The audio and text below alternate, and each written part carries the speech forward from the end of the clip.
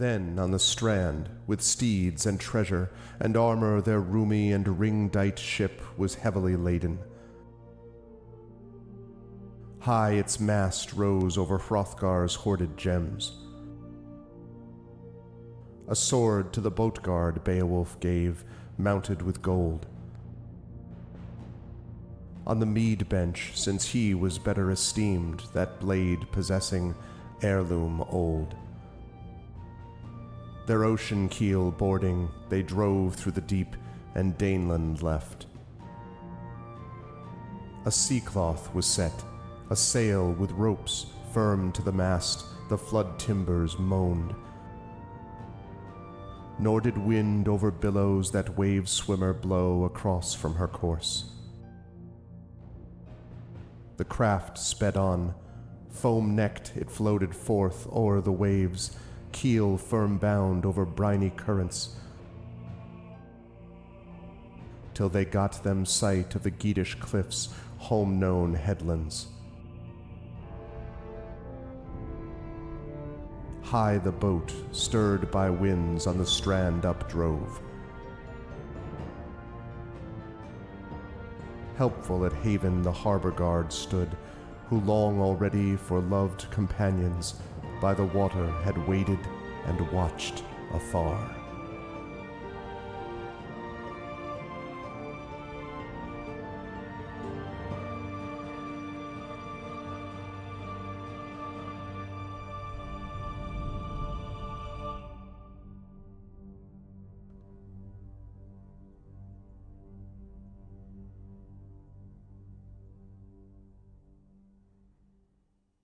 Welcome, everybody. Welcome to day 2 of Beowulf, Age of Heroes. We are here today on day 2 of Beowulf, Age of Heroes, with our second of 2 heroes.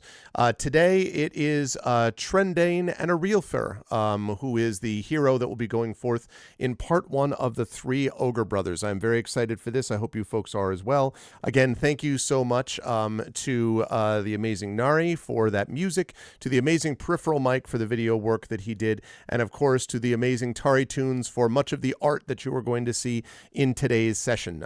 Tari did a wonderful job in getting things started last week as we moved things forward with the Runesild. But today, Trend takes over as he begins his adventure with the 3 Ogre brothers, which is going to be very exciting. I am super pumped up for it.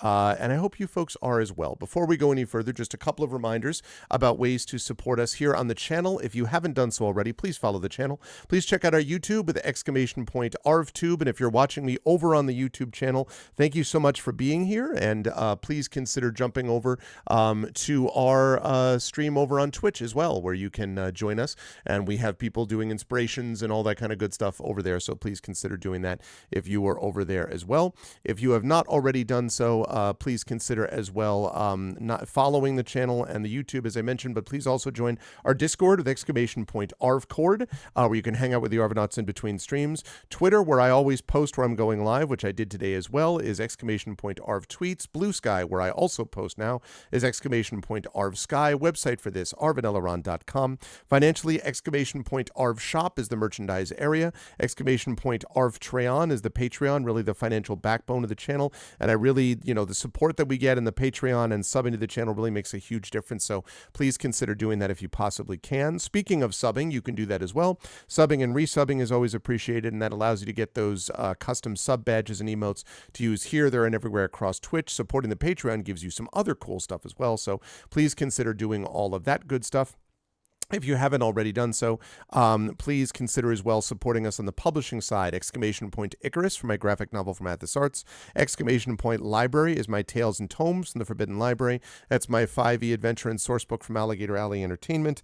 And Greyshade. I should mention, before I move past library, I should say, Library, that is also where you'll find the trilogy of adventures, which are the Forbidden Library trilogy. And the second one of those, Return to the Forbidden Forbidden Library, thank you, Triffid, is going to be happening a week from this Friday, January 26th. It's going to be happening 6 p.m. There's a little mini-con before that, starting at 5 p.m. Eastern, where we'll have a couple of stores and so on in the lobby, and you can buy merchandise and hang out with other cool people that love to watch stuff like this. This is all free to attend, of course. The merchandise is from the shops. That you have to pay for, but otherwise it's free to come to the event. And the event itself gets started at 6 p.m. Eastern. It will run from 6 to 9 in the Klein Memorial Auditorium in Bridgeport, Connecticut, the sequel to last year's Night at the Forbidden Library. And we will have 4 of the same players and 1 different one. Very excited for that in front of a live studio audience. I'll also be live streaming this, so you can see that right there with that exclamation point Klein 2 command. And if you want to get a sneak peek on what the adventure might look like, that you can do by checking out exclamation, unless you're one of my players, in which case you're not allowed to do this. Exclamation point library is what you do for that. Exclamation point Greyshade is my Grey Assassin trilogy. First 2 books, Greyshade and Renegade, are out now. Third book, Heretic, is being written as we speak. That will be ready later this year. So you can buy Greyshade and Renegade right now. You can buy the audiobook done by a certain Trend Sparks. That you can also do right now. And you can pre-order the tabletop role-playing game of Greyshade done by Brandon O'Brien and Alligator Alley Entertainment. And you can pre-order Heretic, the final book in the Grey Assassin trilogy. The tabletop game will be coming out late this year. Heretic will be out in the summer of this year. So that's what we're looking at. I'm very excited for all of that stuff. And as always, exclamation point BLM, Black Lives Matter, important to affirm and assert the significance and importance of Black lives. Exclamation point Help Now, the World Health Organization page on suicide prevention. Important to reach out to others when you need help and reach out to others when they need help as well. And exclamation point Ukraine, UKRAINE, to help the people of Ukraine as they fight back against an illegal and illegitimate war with bravery and courage, and send the message we will do so for others in the future. Quick note on schedule. Beowulf Day 2 with Tren happens today. At the end of today's session, we're going to be doing the nominations for the Patreon Field Chat Chosen Game of the Month, which I will be playing in 2 weeks. So we're going to be doing the nominations for that today. Tonight, or this afternoon, I should say, over at GOGComp's Twitch channel at 4:15 p.m. Eastern, we'll be playing Talisman Adventures, not the board game, but Talisman Adventures with the GOG crew. And then tonight at 9 p.m. Eastern, we will be back with the amazing Our Vocalists. I actually have a couple of games that I have to decide between still, so I'll make that decision sometime today, and then tonight will be the Our Vocalists with their return engagement. So I'm very excited for that. That'll be happening this evening, and and then Thursday I'll be back this week with D&D with viewers Thursday evening. So that's what we've got going on with the schedule. But now I'm going to unmute myself so Trent knows that we are ready to go, and then I am going to unmute him. And last but certainly not least, we're going over to reveal, I believe it is, make sure that I get the right one to begin with. I'm glad I checked. This one, there we go. That's the one that's there. And I am here. Hi, everybody. I'm Arf. I'm the channel person and the one who runs the GM and all that kind of good stuff. And I am joined today by the second of 2 Beowulf heroes. First one last week did a great job opening up the Hermit's Sanctuary. But today we have got the 3 Ogre brothers with this gentleman that you see on the screen. And I just want to point out that this is a direct translation, as you can see, if you look at that character, of Tren's actual physical characteristics. So that Tren normally walks around the Bay Area carrying a sharpened stick, and, you know, just so you know. Trent, I'm glad you came in. Put down your sharpened stick. Oh, you're actually going to get a sharpened stick? I didn't know that you had a sharpened stick that you could get, but that's pretty awesome. I can't wait to see this. Aha! It is a staff. Oh, it is a sharpened stick. That's pretty awesome. See? So it's perfect. It's well suited for it. Trent's good to see you. How you doing, my friend? How is life in the universe with you? Any thoughts as we get started on today's things you're wondering about, looking forward to, not sure about with this duet system here? Yep, all of it. Okay. Now, having watched Tara's episode, I'm more comfortable with it, but one of my for those of you in the audience, one of my prerequisites for doing this thing was that we play around before we get started, because I didn't want to have to learn how to do this on camera and forget. So episode 0, we played exactly none. So that's true. We didn't play. We did talk a lot about it. So my only exposure to how the game actually works was watching Tari play, and uh, it's okay, but there's a bit of a pressure difference between watching somebody do it and going, "Oh, I wouldn't have done that way," and being in the moment and you're just, "Oh my God, what do I do?" And you panic and you do stuff you would never do. Mm-hmm. So yeah, really. Um, mm, Do you have anything you want to say about your character? And I know we spoke a little bit about this during session 0 on stream, but anything else you may have learned? Because we're yes. learning about a realfer through play. So have you learned anything else about a realfer before the play, so to speak? Yeah. And it would become immediately apparent to anyone. And just in case I'm like under extreme pressure and forget to Yes. mention it, I will mention it now. Um, since he is kind of a feral child kind of thing, he's not a child, but whatever. Um, he has a conservation of movement. He does not move unless he has to. Okay. He tends to sit very, very still, and he will just move his eyes back and forth as far as he needs to look at something, and only then, if he has to look further than that, will he start to turn his head, and he will do it very slowly. This is just, in his normal operation. But if Right. he gets into a mode where he has to be leaderly, or he has to have more of a commanding presence, instead of kind of being slightly hunched, like just like some sort of a stalking animal, Mm-hmm. where just kind of all the muscles are flexed, but they're primed. They're always wiry and primed. Yeah. But if he has to do the commanding presence thing, he will then stand up much straighter. As I showed you in Tower and Triffid, the perfect example of this is in Superman the movie.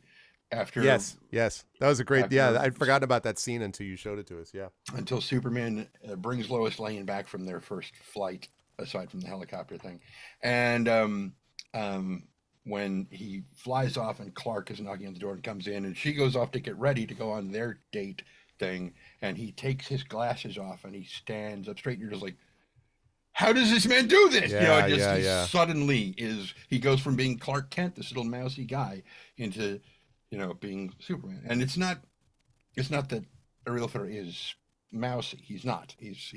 There's definitely a wildness, almost bestial aspect to him. Yeah. Um, but with the one thing I didn't mention in Discord in the conversation is that he rarely uses furniture.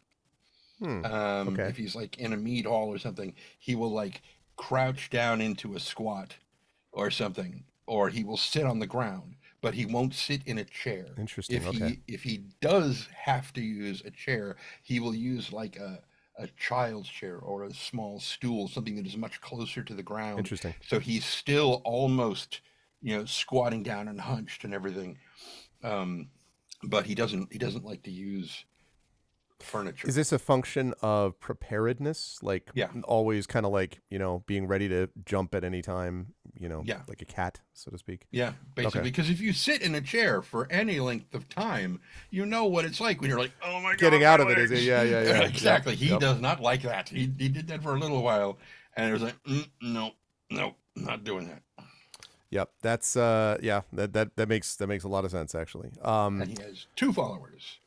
Yes, and I was just about to ask about that. Pow. Okay, I have put up the followers, so this cast of thousands is mostly that's Runesil's, but we have Uh-huh. two that are his. So can we pick out his, please?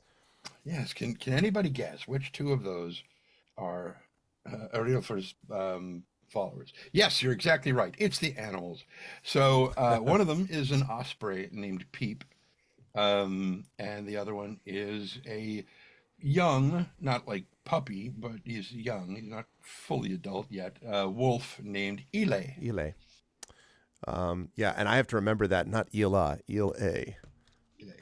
I had the wrong Ile. A. Okay, no, not A. Ile. A. I was thinking about Tari. Okay, so Peep and Ile. And just you mentioned to me before how that these both came as a unit, basically, right? Like they Yes. arrived at the same time into Ariel for his life. Is that accurate? Yeah, hang on a second. Let me correct Triffiger. Peep and Elay. Anyway, um, Yeah, Peep yes. is the osprey, and the wolf is Mm-hmm. named Ile, and it's ILH. Yeah, you already put it in there. ILHE. Yeah. Yep. Elay, it's actually a character in a story that I was writing a very, very long time ago.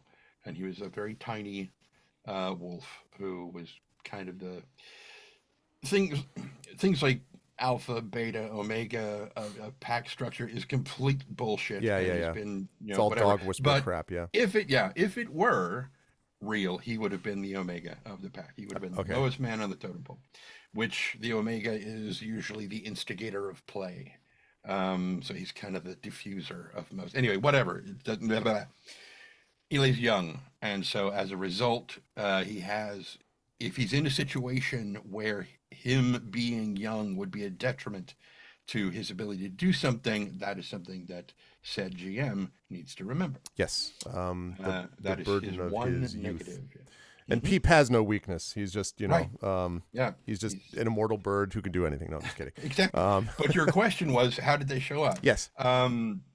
So Aurelius was out kind of on the whatever the equivalent of the moors would be So the in Fens, I guess. yeah out Okay. in the that area where those Utes come from. The Utes. Um, but he was out there one day and he kind of looked off toward the horizon and he saw this weird shape, kind of non-symmetrical shape coming trotting or more loping toward him. And as it got closer, he realized it was a wolf with like a stick in its mouth, and on one end of the stick was this bird that was perched there. And they basically came along and they kind of adopted him. It was more them adopting him than him adopting them. So And that's how it's been. How long would you say they've been together as a group, the followers and Arilfer? probably, I'd say, since Eli is still young, probably 8 or 9 months at Okay. most, but they've spent all of their time together. Gotcha. Okay. So they have gotten to the point where they know each other's mannerisms, they know each other's body language, and Arilfer can speak with animals, so yeah, you can talk to them anyway. Okay. Okay. All right. Good stuff. So that is what we have before us. I will remove that. And again, chat, for those of you who were not here for the last one. So this is a Last doom. thing, Oh, sorry. last Go thing, ahead. I beg your pardon. the stick that Eli was carrying Yes. in his Yes. mouth that Peep was perched on is actually it has basically like copper woven around it, and it's got metal caps on the end. And what he did was he bent it and he made it into the torque that he is wearing around his neck in that art piece. Oh, I see. So wait a minute. It was pulled from. I'm not following. It Pulled from it the was staff. it looked like a stick at range, but as he got Oh, closer, he saw that it wasn't a stick. It was actually a root that had been woven with a I uh, see. I see. strip of copper and copper caps on the end, and That's so cool. that's bent it into the torque That's that he's very wearing. cool. Okay. So he has the copper torque around his neck. Hello, Yedisek. Cool. All right. Well, that is good stuff. And for those of you who are not here, so in our first session with Tari, we played this, which was the Hermit's Sanctuary. And that's the adventure that currently Runesild is on. But that is not the adventure that we are on today with Tren. What we are on today is this one, which is the Three Ogre Brothers. And I'm sure that is just metaphorical. I mean, I'm sure we're just talking like it's just Bob, Joe, and Steve Ogre. That's that's all it Right, is. It's a and for those of you watching on stream, it clearly says "free." Cree. I gotta move that over. I was trying to zoom in. Part of the problem is there's a lot of pictures in this that I've had to add on. So a lot of it is just like, where I am do I of the put the opinion that you thing? could shrink our pictures down by like 30% and still. Hey, you talk to the artist about that, all right? I'm That's just the saying. that's the artist's job to worry about those things. Okay. Um. Pretty sure people know who we are and what we look like. We don't Uh. need to be this big. Okay. All right, let's see. Put that there. There we go. Okay, great. So we are here with the three Ogre brothers. I keep thinking about, the Ogre brothers that are three.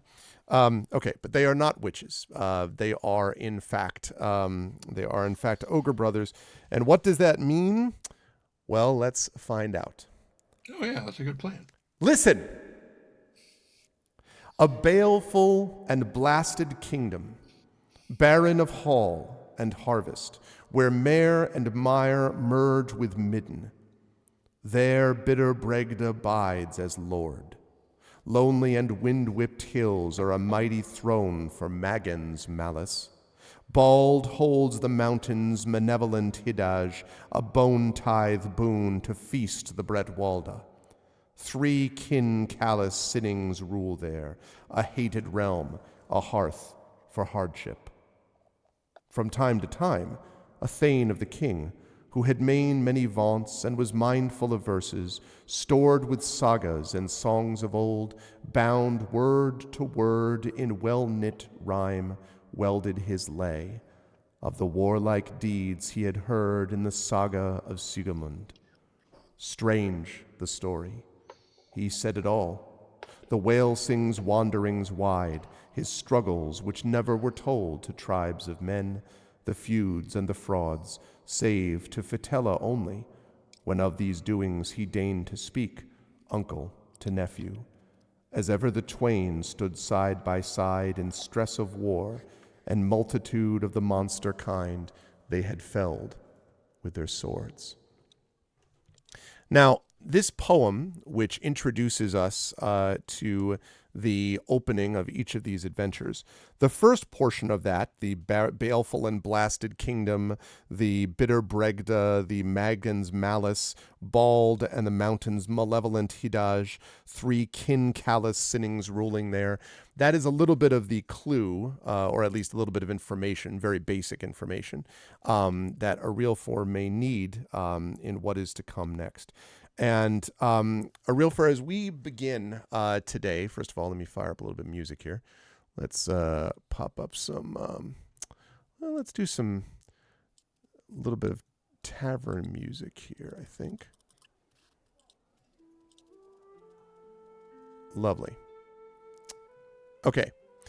In fact, I would like you to continue to play that for a while. That's perfect. Sorry, let me play that again, but do it from here. Right. Okay.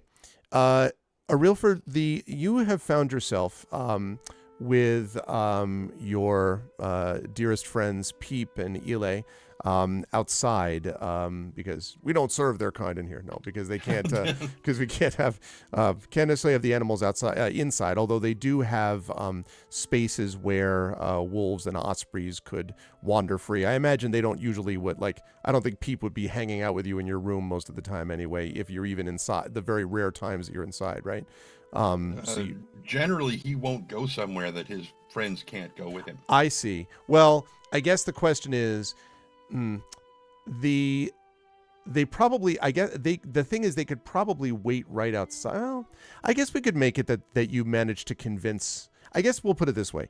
Let me ask you this question. How would you have convinced? The person is not the person who is sort of this local, not even really a lord as much of just as like a person who has a fairly large farm nearby, and so has a kind of the last homely house, if we were to jump out of game for a minute and imagine that from Elrond's point of view.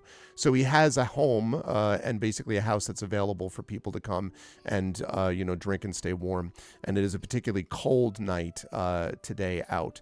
So assuming that you were given whatever would make you feel most comfortable, a bed of straw or something like that, and you wanted to be somewhat protected from some of the elements, I guess my question is, how would you convince him to let your two friends in? Because he's not necessarily opposed to it, other than just some of his other, the other people are a little bit like, why is there a wolf, in here? So is there a way that you might have been able to explain it to him, or, I don't know, barter something or do something to convince him to do this? Maybe we should start there. One of the first things that he would make clear is that, Peep isn't going to go flitting around the room. He's just going to sit Right. Okay. on his shoulder, and that Ile will basically just sit under the table and curl up around Arilfa's feet Okay. and like help keep them warm and whatnot. So they're not going to be running all over the place. In fact, a lot of people might not And even notice them, I suppose. Right. and basically it comes down to if this guy wants his coin, they're coming too, or he'll Okay. go somewhere else. Okay. So he pretty much agrees to that, and he just tells you to make sure that they're not, don't let the other patrons see them type of thing, because you get there early enough that there's not a lot of other people in the room. And so it is as you described. And as they are inside, just sort of sitting there, maybe Peep grabs a spare bit of, fish perhaps that you toss over or something like that. He does that, yeah. Okay. There is a scope, which is SCOP, which is another word in this language for bard or for troubadour or, something like that, someone who is a storyteller of the day. And a scope by the name of heroine. It's not heroin, it's heroin. I was like, with an E? Yeah, it's heroin. No? Yeah, here win is WYNN, is recounting the news of the day. And she comes to this point where she gives you the poem that I have described, a baleful and blasted kingdom, etc., etc., etc. And as she's speaking, Arilfa, you feel this kind of strange resonance, I think might be the way to put it, with some of the words that are being spoken. She speaks in particular about not just these creatures, but these the ogre lands and the three cruel ogre brothers who rule that land. And she describes not only the way that the humans are treated, but also the cruelty that the ogres possess to the animals. That in fact, in many of those places, they have almost not exactly raised it to the ground, but they have basically covered over a lot of it with farmland, and they've done all this other stuff to basically screw around with the natural state of the land in which they found it. And that means that there have been a lot of creatures that have been cruelly used under the yoke of these three ogre brothers since the death of the king. That king was apparently a kindly old man who was well known. Actually, the reason there were so many animals in that area of the world to begin with is because he very much loved animals, and he wanted them to be treated properly and so on. That is not the way these ogre brothers are, and they have basically used these things as pack beasts and slaves and things like that. And so she goes on about the cruelty of these creatures for a while, and then steps down. And the only thing she has not yet said is where the place is. She says it is the Ogre Lands. And if you ask her, she would at least be willing to tell you, that's all that she knows, the way you would generally sail to reach the place that is known as Aetnaland, which is also known as the Ogre Lands, and how to sail to actually get there. But most of the people hearing this story sort of, smile and grin, and they do what people do in a bar when they're listening to music. They're like, oh, that's great. Yeah, that was fun. And then they go back to what they were talking about. But it seems like no one has taken on board that this doesn't sound like it's just a story. Like, it's for real. Like, I mean, someone is doing these terrible things to people and to animals, and no one seems to be standing up and saying, this can't happen. We need to do something different. And so she tells this story and then steps down and is sort of just quietly sitting by the fire. She has a small drum that she accompanied herself with, and she's now just looking into the fire as the rest of the people go about drinking and eating their food. I almost said Eli. Eli doesn't do this. Arilfa does. The guy's like, I said don't do that. Everyone's like, wolf. If they were outside, he might be like, hey, go get her and bring her back over here. But then, so he kind of looks up at Pete for a minute, who's just looking around the room and just watching what's going on, and will occasionally look down at the plate with the little bits of fish that are left on it, and he'll kind of nudge. And a piece of fish. Yep. And whatever bread or other meats or along with their potatoes, vegetables, whatever. Yep. He will occasionally tuck one of those under the table and give it. He always shared, no matter how hungry he is, he always makes sure that they eat too. Okay. And so, they are his family. But he kind of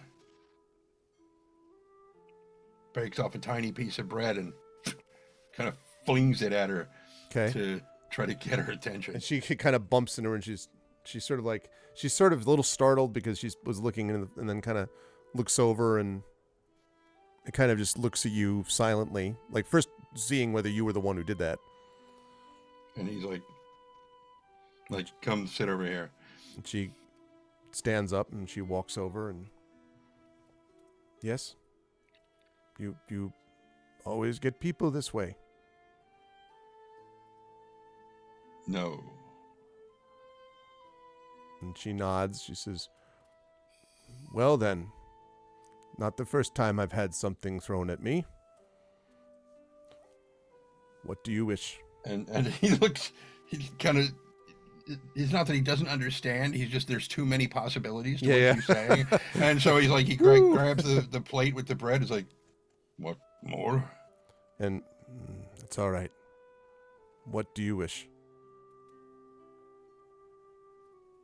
You spake of Ettins. 3 evil ones. Where? They're in Aitenland, the Ogre lands, over the sea.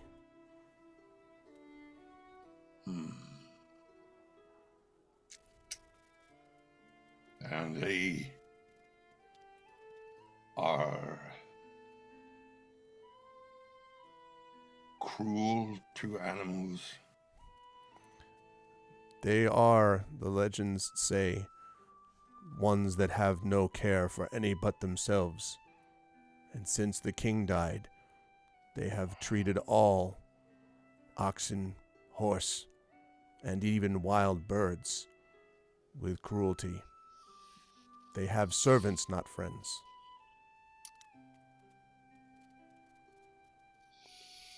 Not right. None have been willing to face them. They hear my story. I have told it in many places, and all either pay no attention or laugh and go back to their mead.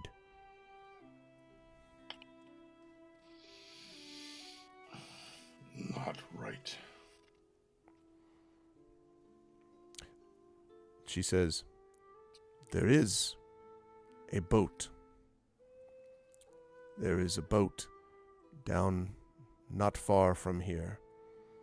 Many boats. This one needs someone to take it somewhere. It is a boat that wishes to be gone. My friend is the captain. It was he who first told me this story, and he has seen the cruelty for himself.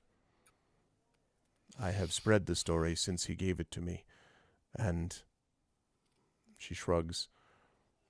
He is no hero, he is no fighter, but he is a good sailor.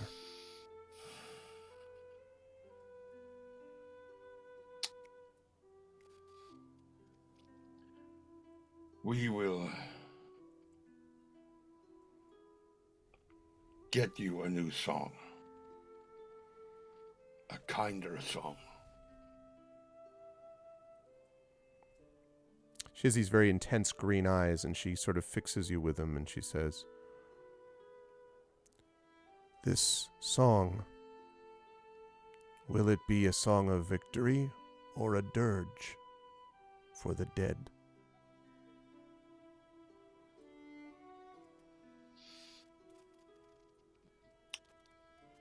Could be either. Could be both. If it is a sad song for me, for us, you will likely never learn it. And she nods slowly and she says, It is worth the risk for you, then, to do the deed that would provide this song? Yeah. And she nods and she says, in the morning, meet me at the docks. I will be waiting for you, and I will introduce you to my friend. And she stands, and as she's walking away, she, from somewhere in her pocket, tosses a larger hunk of bread, which lands on, like, right underneath Peep's beak, and Peep is like, like, looks over at you, but it's like, 3 times the size of what you've been feeding him so far. Yeah. Are these both, by the way, are these both males? I should have asked that. Peep is female. Oh, okay, sorry. So under Peep, so she looks at you, I guess. Yeah. Yeah, so he basically takes it off of it because she's perched on his shoulder. Yep. So, like, And next so to, but, he like, just- down on the table, yeah. Right, he just moves the bread back over to the plate that has the rest of his bread on it and doesn't give it to her because bread is not good for birds, so why would he give it to her? Mm-hmm. He just gives her another piece of fish off the plate. Okay. That's fair. So, okay. So, when the next morning arrives, you have a strange dream, Arilfer, and it's this dream that is going to provide us our portent. Now, last week when we did this, it was the Runesild's follower Rickmod that did this. But frankly, neither Ile or Peep are well suited to be giving portents of this probably nature. not. They're not. I mean, he can speak to them, so they could. Well, but, you know. yeah. I mean, they could sort of, I suppose you could put all this together. So we're going to put together these portents. And we're going to be doing this for each of the ones that we need here. So let me just make sure that we have got... This is where I'm going to get really damn lost. So that's no problem. We will work this out together. So... no, you'll work it out, and I will sit here staring dumbfounded at you. Okay. Just like I did. Just like you did last Ari time. was Okay. working on it. So Yeah. here's the way the portent works, chat. The way this works is these are a combination, and there's a table that we use to determine this. You may remember from last week.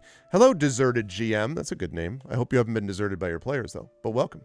Okay, so we have a follower pool.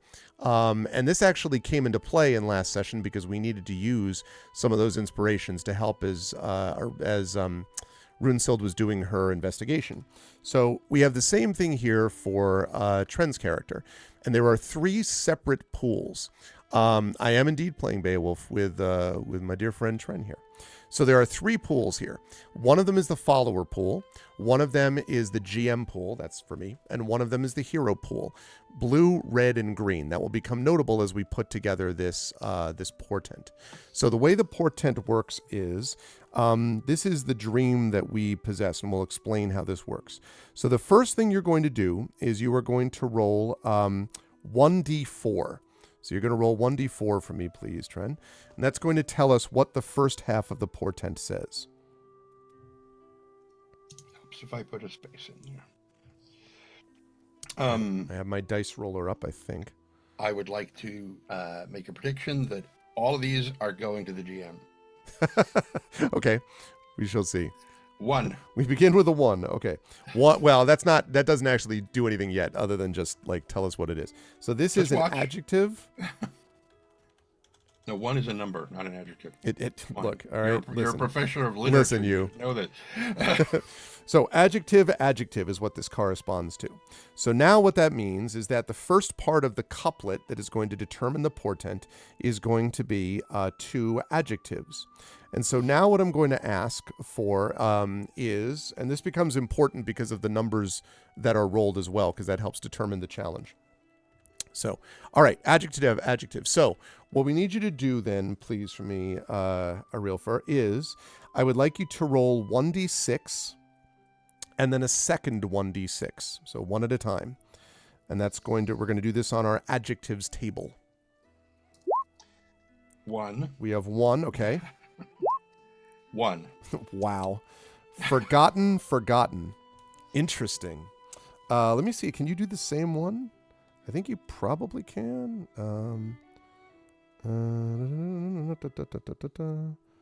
It looks like you can. Okay. So, right. Forgotten.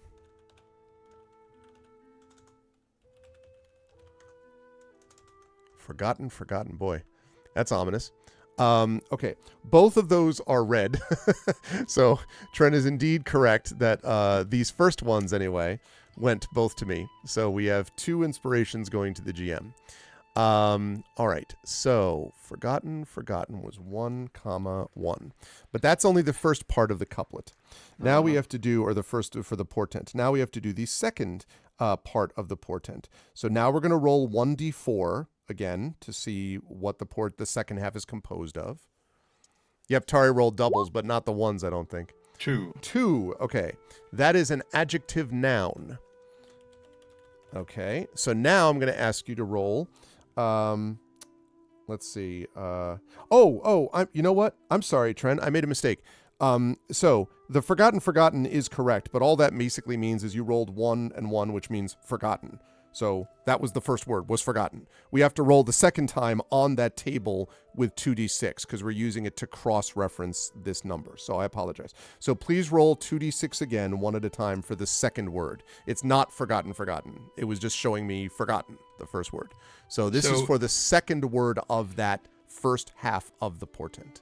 So does this mean that if somebody just keeps rolling a 1 after a 1 after 1, it would just be forgotten. Yeah.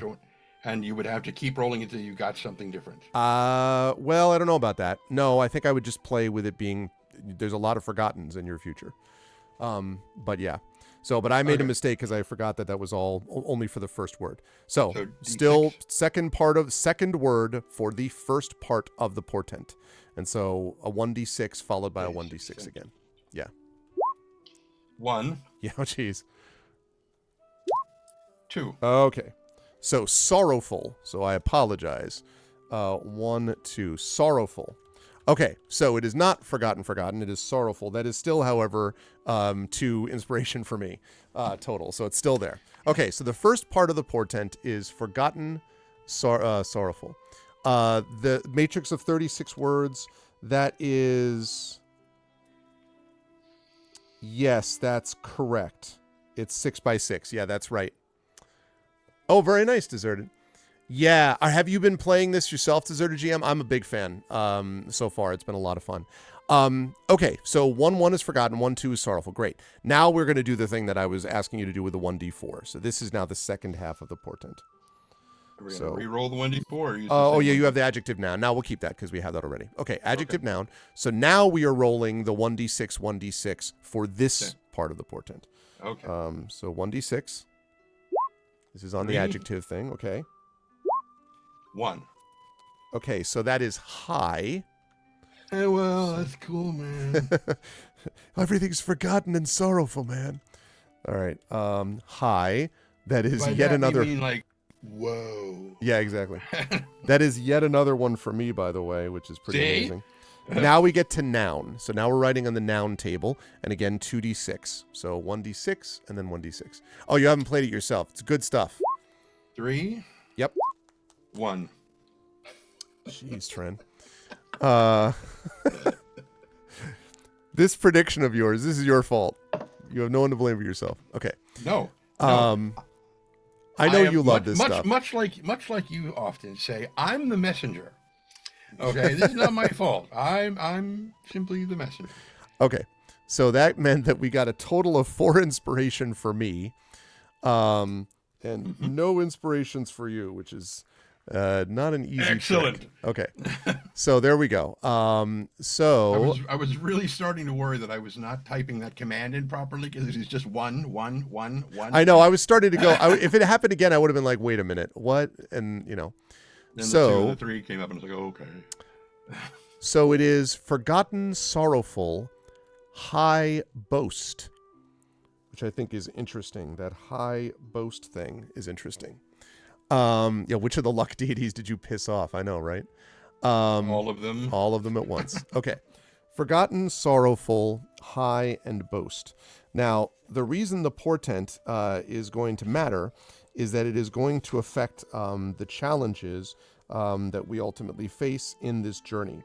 So we're going to have a couple of challenges that will be associated with this as we go through this. But the way that this functions narratively is when you are asleep, Arilfer, you have a dream in which you find yourself staring. You were standing on the deck of a ship, and you, as the waves go up and down, it's very odd because the boat is rolling, but you yourself feel very steady. You're just sort of moving up and down with the waves, but not sort of falling over or anything else. But you were looking at a golden, glinting light in the distance. And despite the fact that everything around you was gray and all of the, it's foggy and wet, and the wind has gone wild in the waves, as they say. Despite all of that, as you are staring forward, you can still see this one glinting light ahead of you. And as you stare at the light, you find yourself being sort of inexorably, in a dreamlike way, drawn towards the light. Again, staying stable the whole time. So the ship is almost like as if it's rolling up and down, but it's just still moving without having to move the prow towards it or its sails. It just moves directly towards the light.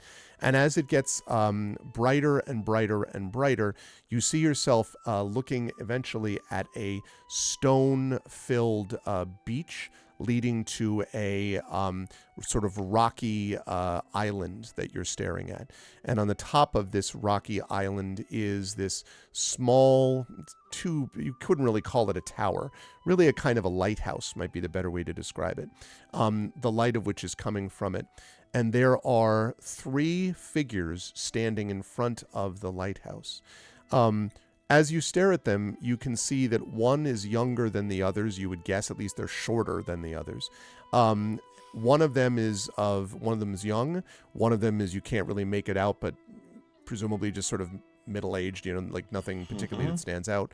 And one who is older. And on the brow of the oldest man, there is a gold glinting. Something is glinting gold as the light above, because they're standing in front of the lighthouse, is glinting. Something on his brow, maybe a crown or a circlet of some kind. And even as you speak, you see them all 3 at once gesture towards you, and then you find yourself awake in the gray light of morning.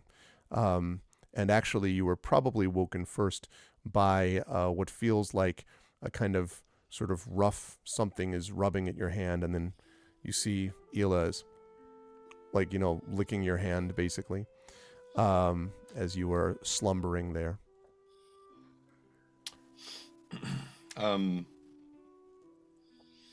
Whenever we sleep, typically what will happen is Arilfer will kind of nestle back into a corner or up against a wall a little bit, slightly propped up, and he will take his cloak, which is somewhat unusually large, and he will Ile will basically lay between his legs and partly up onto his stomach. Okay. And just kind of lay that so that they are sharing warmth back and forth. Okay. And then he'll put his arm across his chest with Peep, standing on top of it, and he will throw his cloak over all of them and pull his hood down. And if it's like really bad rain, he'll put his shield over the top of that so it just washes off. But if they're in a room or like a barn somewhere, it's not basically a barn. Rainy. So the shield would be next to him. But he basically just kind of uncovers Ile and Peep, sort of pulls her feathers back in because she was all puffed up and comfortable looking and everything, just like the way she gets when she's very comfortable and feeling secure. And so with everybody kind of up and awake, it's like, okay, all right, it's time to go get food.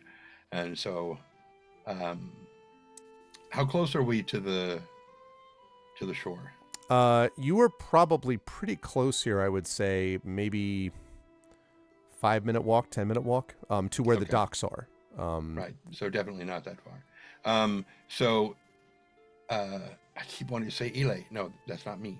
Realver is kind of looks at Peep and points out towards the dock and just says "eat," and gives her a toss, and she just sails I out see. across the water Okay. to find herself a fish or so. Okay. But she knows where he's going to be Okay. because he pointed to where he was, and then he and Ile grab some meat bites or You so, have some left and over from last night, so that's fine. yeah, and he also grabs from the inn, tavern, Mm-hmm. hall, whatever. He grabs a firkin of mead, which is a very small barrel, holds about uh, what is it, 8 liters, I think. Let me double check that. It might be more. Um, it is 30 liters, 30 liters. Okay. but it's still something you can carry on your shoulder. Okay.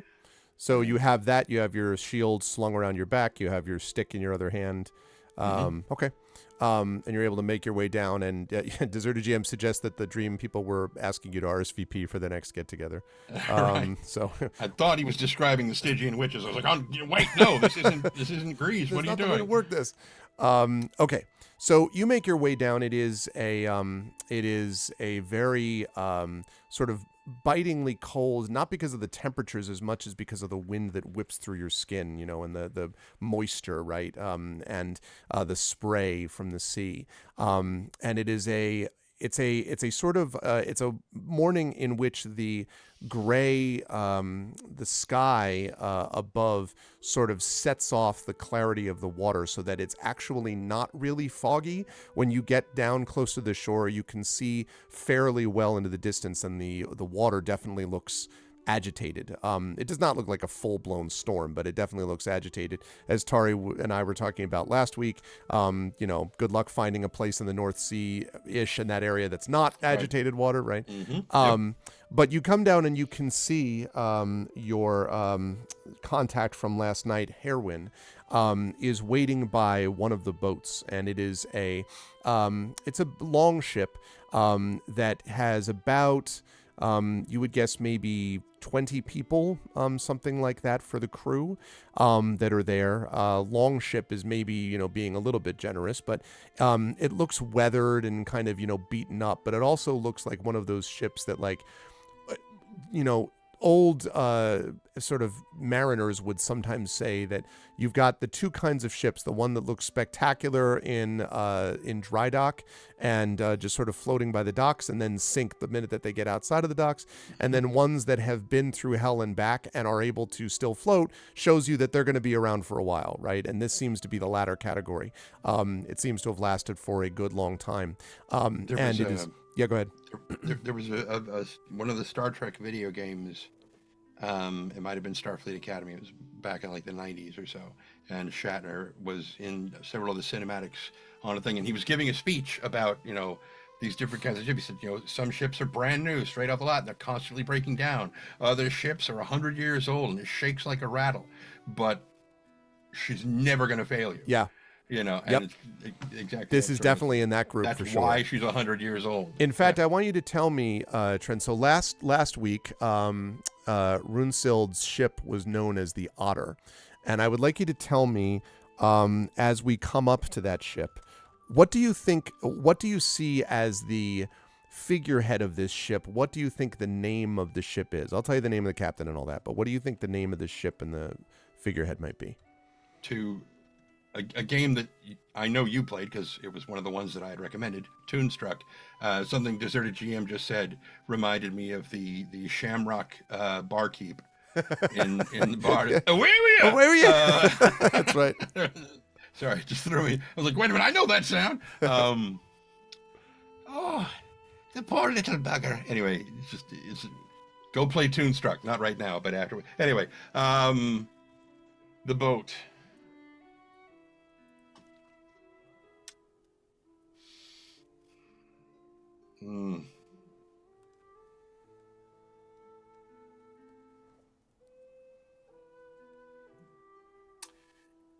She is known as the Strong Tree. The Strong Tree. That's one word, I assume. Yeah. Okay. Yeah. Mostly because whoever made her made her with as few pieces of wood as possible. Ah, So she had to be made from very tall, very long, very broad yep, trees. yep. What do we have a figure? Like, what kind of figurehead would it have? The figurehead um, is unusually beautiful for a ship that's, you know, uh, not one of the glittering ones that's in dry dock. Right. It is smaller than normal, but it is like a almost like a cornucopia of oak leaves that Oh, are opening okay. with a stag head in the center. Stag head center. Carved stag head. Yes, Okay. yes, not a real one. And that also looks just as old. I was Yeah. gonna say, you're like, oh, here's my friend. The captain's like, welcome. No, We need some bait. Let me just pick a piece off this. That'll work. looks like Renfield. And welcome to the ship. Oh, No, yes, yes. no. Okay, so yeah, so you see the strong tree, and it is, there sort of bobbing up and down on the waves. But in the nature of ships that that have sort of sort of stood the test of time, there's kind of a calm even about the ship. They don't bob crazily about because they're loaded down with ballast enough that they'll ride steady in the water. But that sort of thing. And the person who stands alongside Herwin is an interesting looking fellow. He has this incredibly dark black beard and hair, like just you would almost imagine it being almost like dyed black.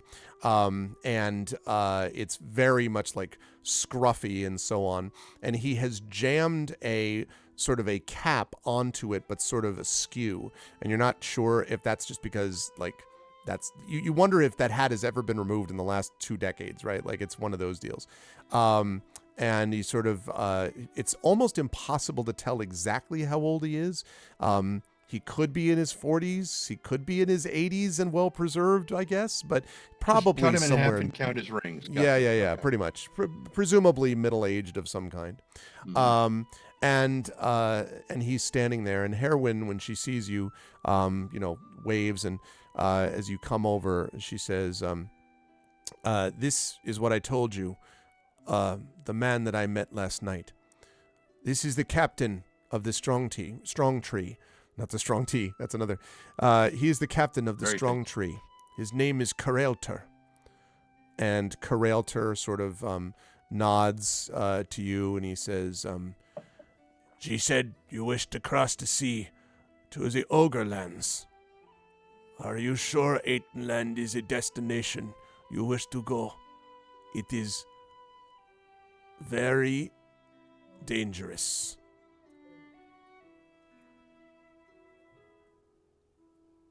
Yes. And he looks back at his crew. He says, "Most on these docks would look at you and tell you that you are crazy and you should leave. Most would tell you that you are a fool." And he starts to turn and then realizes he's still talking. Yeah, he Turns says, back. Like, "But I would not. I think that what is being done in that land is wrong. If you say you are a hero, then I and my crew will bring you, and you will help those people and the creatures there." I Everything do he not says sounds like a say. statement, except that it's not like, do this. It's just sort of like, oh, and here's the reality of existence type of thing. And the real person says, I do not say. He says, "You will try to help?" Yes. I do not say I am a hero.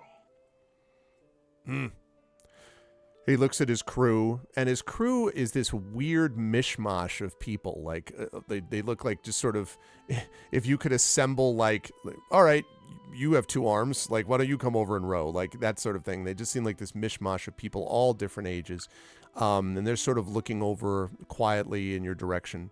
And Kareltor looks back to you and says, "These people, they must believe you are a hero. They will listen to me when I tell them to sail. But to go to Atenland, they must believe a hero will be with them. And he kind of like lifts his head as if to be like, I have spoken. This is the way. Yes. And Ariel kind of looks around. And they're all looking at you, although they're not like staring. They're just sort of like waiting, expectantly for maybe him to say whatever he's going to say. Yeah. So that they know what they're dealing with.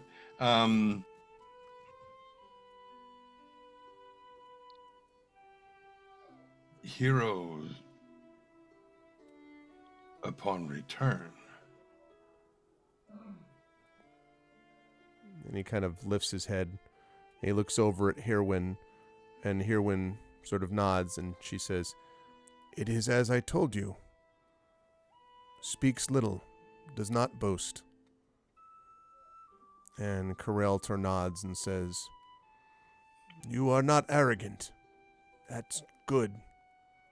But must believe in yourself, in your right. Must believe you can help those people, those creatures. If you believe," and he jerks his head over his shoulder, "then they will believe." Would not be here if I did not. He sort of like peers at you, like you get this weird thing where he's like looking at this and he's like, "Acceptable." And he turns and he says, "We should sail with the tide. Strongtree is a good ship. But if you wish to come, then come." He walks on the deck, and Herwin says, "Coreltor is man of few words, but is the best sailor in the whale road. He will get you to where you must go."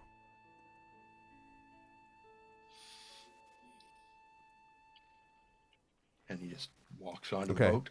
And she steps off, and as the crew makes ready to leave, she says, "I will wait here for your return, and for the song you have promised." And he turns back towards the crew and is like, "Hold!" Okay, and they do. And he has the thing on his shoulder, and he's like, "I'll bring cup." Okay, and a couple sort of like look at each other, and then they, one or two of them get up and they bring up a mug, basically a wooden, all of them, and all of these are at their belts. Like they have one mug, and so they bring it over, yeah. It's like my ramen pot, which I don't have in here, but you got to sling that on your belt, man. I cook man. everything, Sure. Like Samwise, it's right here. Yeah. Why do I need more than one container? I'm just going to eat it out of the pot. I'm the only one eating it, so what difference does it make? Anyway, so he basically fills everyone's cup from this barrel. Okay. And holds his cup up high. And they do the same.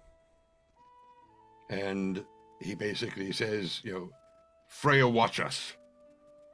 And you hear most of them, a couple of them sort of nod. The rest of them are like enthusiastically, "Oh," and it's clearly, some old ways people here. They're like, So they drink down, and you can see Coreltor at the prow of the ship, and he says, "It is well. Enough drink. Row." And they all like immediately now. You could tell that they don't. He doesn't. He's firm, but he doesn't like scream at them. He just says something and they do it. Like this is a crew that's been together obviously for a long time. The difference between those who command respect and those who demand respect. You got it. And so they start, and so the boat pushes out into the port, if you will, into the water beyond the docks. And as you sort of look back over your shoulder, Realfur, you can see just on the shore, you can see Herwin. And as you are sort of heading out into the water, you can see her pick up her drum and begin to play, and the sound of the rhythmic doof, doof, doof, sort of passes to you over the water, and almost seems to fit with the rowing of the oars as you And head into the he sea. holds up his arm, and if she thinks that he's waving at her, it becomes very clear very quickly that he's not, because Peep comes in and lands, and It's good stuff. I love that image. All right, well, before we go on any further, let me welcome everybody who's watching Day 2 of Beowulf, Age of Heroes. I am joined by Trendane Sparks, the second of our two players. Tari Toons played last week with her own adventure for Runesild, which is called The Hermit's Sanctuary. This is called The Three Ogre Brothers, and Arilfer has just set off on his voyage to go there. If you like what you see in here, please do follow the channel. Please support us. You can sub to the channel, support the Patreon, join our YouTube with !ArvTube. I see we have a couple folks watching us on YouTube as well, so thank you. And please do spread the word about this show and this game by Handiwork Games. The art that you see is provided by either the folks from Handiwork Games or is provided by the amazing Tari Toons. So the image that you see of Arilfer right there has been done by our very own in-house artist of Tari Toons.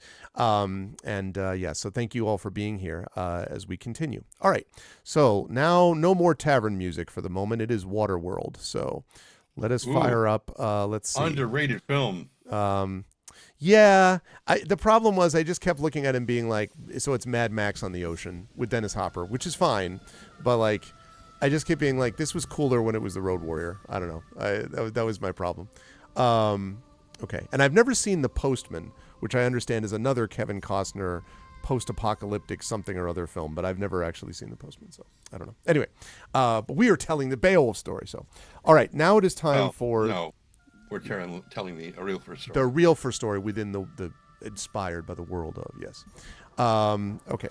So now it is the time to face these challenges as the boat makes its way. Now, the way the challenges works, Chad, is that you'll remember before we had this portent, which was forgotten, sorrowful, high, and boast. And based upon that information that I get, that changes the way the challenges that we ultimately face here. And so there are two challenges that will be faced on this journey, which is what also Runesild had to face. As you are making your way along, for a number of hours, probably for the first, I would say almost much of the first day, there is very little that sort of hampers the ship. As I mentioned, there's pretty good there's pretty good visibility. Yes, the ocean is moving about, but it's not horrific, by North Sea standards. And the strong tree keeps to its course. Once they get far enough out that they're out of basically the sort of land encircled area, then they lift the sail, and the sail itself, this one large rectangular wide sail, fills with air, and the ship moves forward. The strong tree is not what you would call a particularly agile ship, as opposed to Tari's ship, I should say Runesild's ship, which is called the Otter. That is much more of a kind of agile type of thing, but it feels the waves more. This is much more like point A to point B, man. Like, there's waves, but so you feel very much at certain points Arilfer like a little bit like you were in the dream last night, where you're just going up and down and you're not really being rolled about, because this ship is surprisingly steady. Towards the evening, as you are moving along here, you can see that there are that there is a I guess the way I would describe it is you're looking out at the ocean beyond, and then you see that you hear this sound from behind you, and you hear one of the crew say, "I don't know what's wrong with it. It's just lying there." And they're making references to it. You don't know what it is, but if you turn around, you can see that Ela is lying on his side with his eyes closed. And you can see Peep is sort of perched on the ground really next to him, but is sort of like with Peep's head, she's sort of bumping Ila's body. But his eyes are closed. He seems to be breathing a little shallowly. He doesn't like being on the water, so this doesn't really surprise me all that much. Um, so, but still, I'll go over and check on him. Okay. He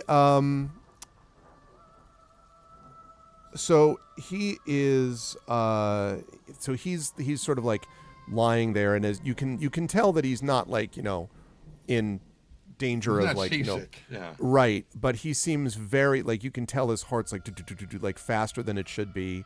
And he just seems like he barely lifts his head at your approach. Like when you pet him and sort of whisper in his ear. And Peep sort of continues to bump him and then sort of look up at you with those bright eyes of hers. But she seems particular, like she keeps looking down at Ela and then back up at you and then down again, in a sort of odd way, not the way you would normally have expected her to do that. So the people standing around us do not understand a single word of what he says Okay. to Peep, but he turns to her and is like, "What is it?" And so Peep, now I need to ask you this. So I know that Peep doesn't talk as such. How do you imagine Peep communicating? Well, let me find the thing. I gotta open up my character sheet because I closed it and it's stupid stuff. Right. I want to make sure I'm not doing like a caw, caw, caw, caw. I didn't want to. Right. No.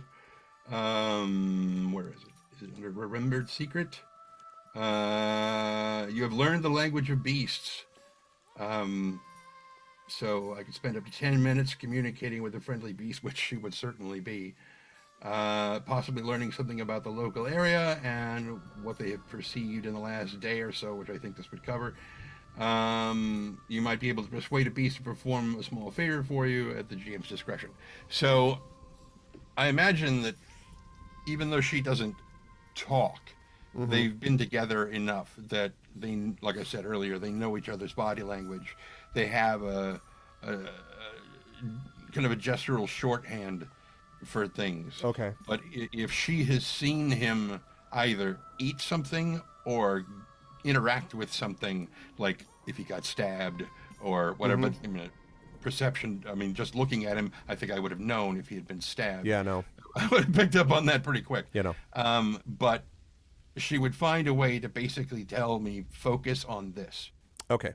So then what she does is she sort of kind of hops up, basically, like she hops up on your wrist if you'll allow it, like more or less. And then kind of, sort of almost strains in one direction as you sort of go over. And very much like a divining rod, wherever she kind of leans, he'll push his hand that direction so that she basically guides his hand to where it needs to go. Okay. So she does that, and she comes over to the side of the boat, and you can see lying right on the other side of the railing, if you will, of the boat on the deck, is what looks like it's a dead fish, clearly, but it's an odd-looking thing. It's long and silver gray. That's not the odd part. What's odd is that it has, where the fins should be, these ridges that almost look vaguely spike-like, almost. And you can sort of see that the creature, it has this one big, bizarre, staring eye. It is a very odd and frankly disturbing-looking fish. And the part of it, the sort of side of the fish, has been bitten into. And if you had to guess, you think that, and Peep sort of like, looks at that. One of the guys is a werewolf, definitely. Yeah, yes, exactly, right, no. But sort of looks at that and then looks back at Ela. So if you had to guess, this definitely looks like it looks like she, this is way more than she would have ever bitten out of a fish. She'd like little bits, right? Because of her beak. Yeah. This one looks like, type of thing. Which seems also odd for Ela. I mean, you could tell me, but Yeah. that's not something Ela would normally I do. was actually I was just about to say he would Yes. have come to me and said, I'm hungry. Yep, but didn't do that here. Uh-huh. And even as you look at it, actually make a what kind of a check? Make a nature check for me, please, Arilfer. Okay. 9. Okay, it's a fish. I know. It's just, I mean, the one thing I'll say is, yeah, exactly. But again, it's just odd. It's slightly, you almost feel slightly vaguely nauseated even looking at it. It's weird. And a couple, there's one or two crew members that are sort of, like currently standing looking down, and you can hear them muttering to each other about ill omens and things like that. And he looks back and forth at people. It's like, you know this? And one of them says, they call it a gray sickness fish. A gray sickness this fish causes. But never seen one. Not a good sign. It's warped, changed. The gods are angry with us. What cure? And a couple of them look at each other, and one of them shrugs and says, some say good fresh fish. Some say connection, bond, love with other. In the wild, and he kind of waves at Ela, dead in hours.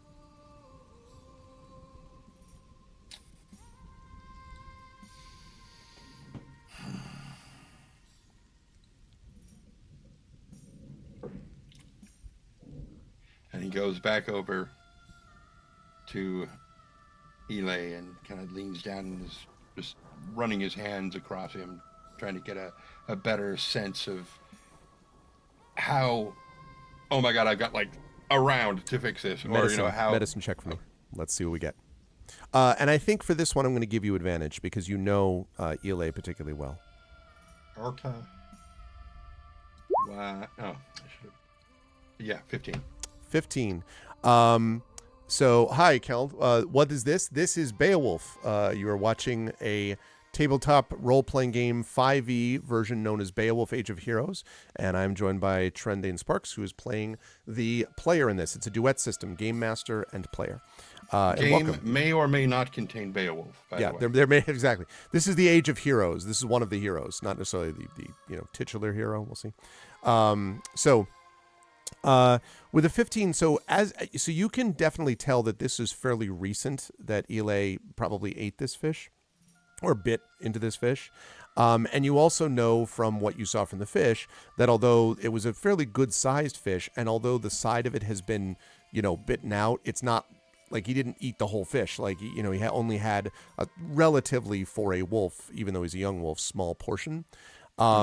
So it means that he's not in imminent danger, but, you wouldn't want to wait 24 hours, to try to deal with this.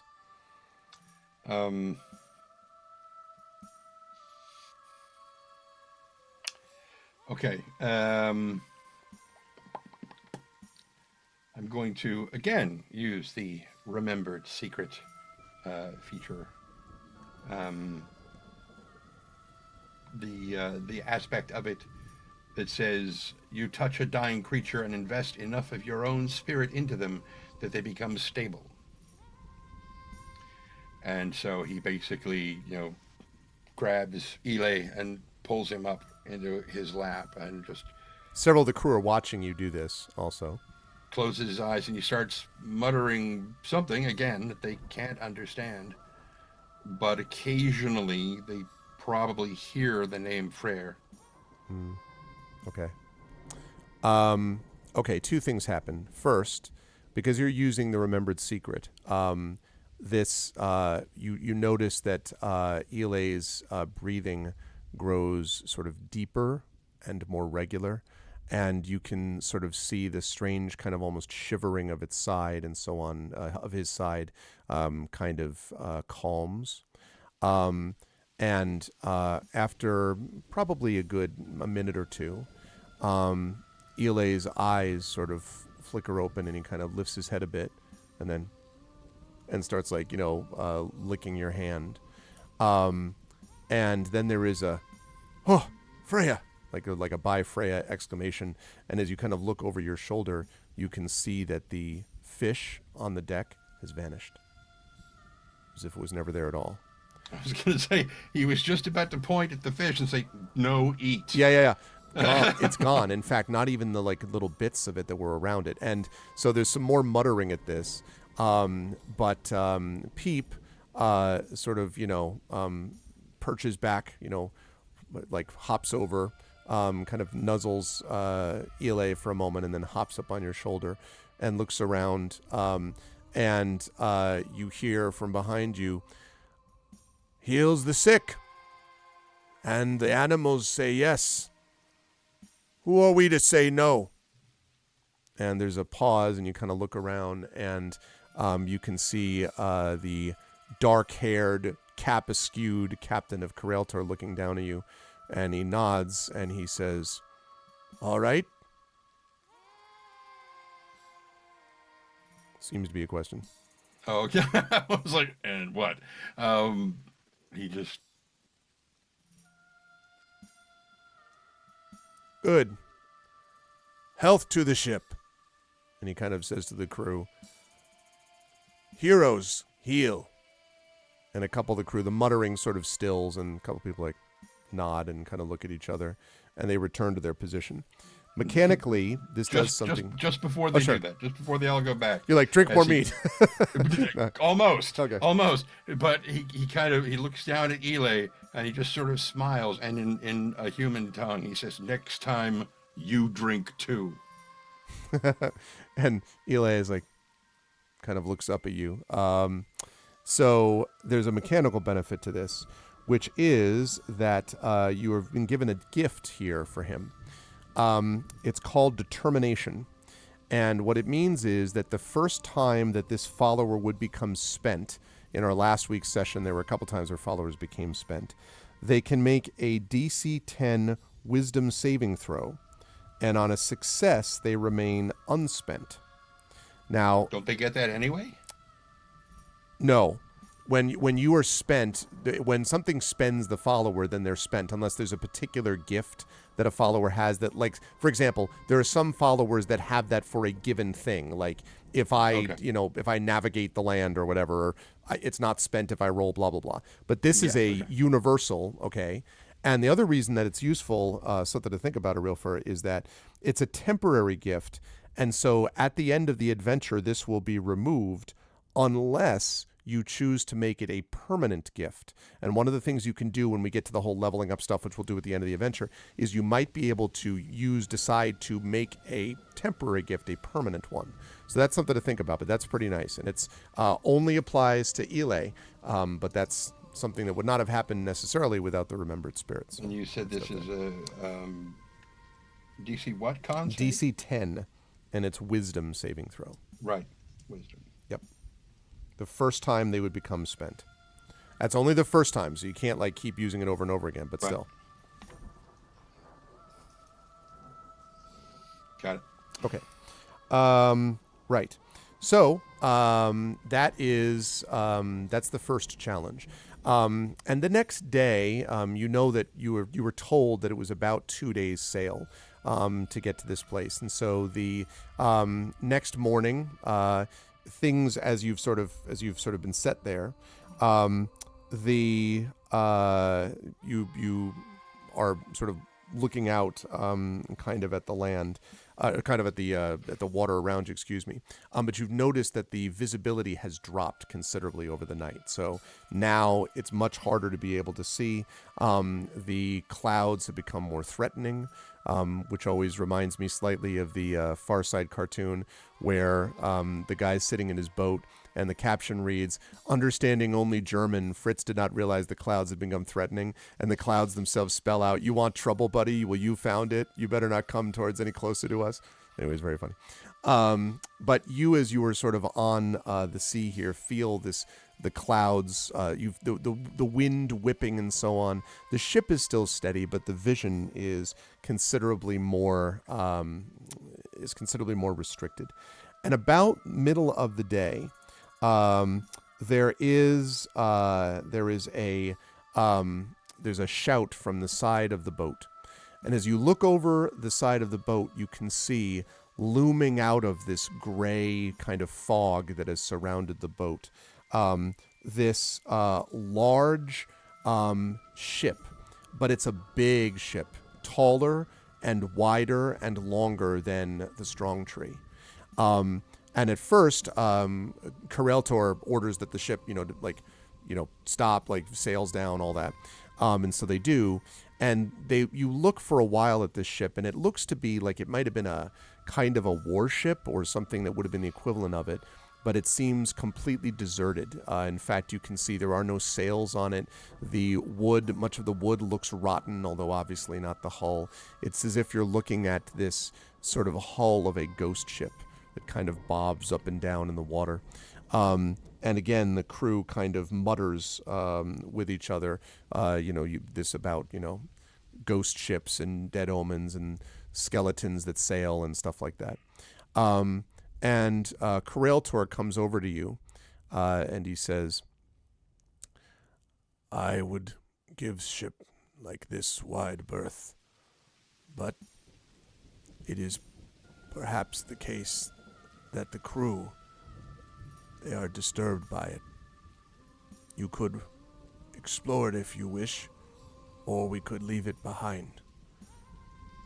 It is strange to see out here on the sea. And strange is dangerous. I did not wish to sail past without asking what you would do. And Eli is like clearly trying to process. You mean what the guy Arilfer? Because, thank you. Yeah. I was like, I bet Eli is trying to do that. Yeah. Arilfer's trying to process what the guy said, because he doesn't think it's that strange to find a boat on the sea. Mm. It's why would you think this was strange? Yeah. It seems to be the uncrewed part that's unnerving people. He didn't say anything about that, though. Yeah. It was just like,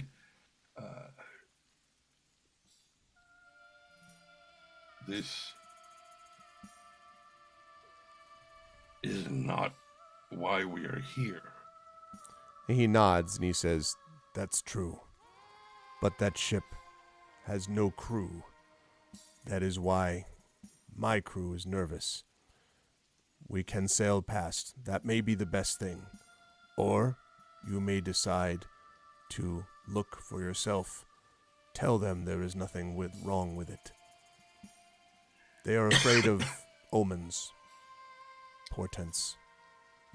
But I do not know which is the best course. With you as a hero, things may change how we would interact with the ship. I think you would say deal, not interact. Right. Interact, probably not right. If all leave this ship, it becomes feared? If it's floating by itself, yes. Ships have crew.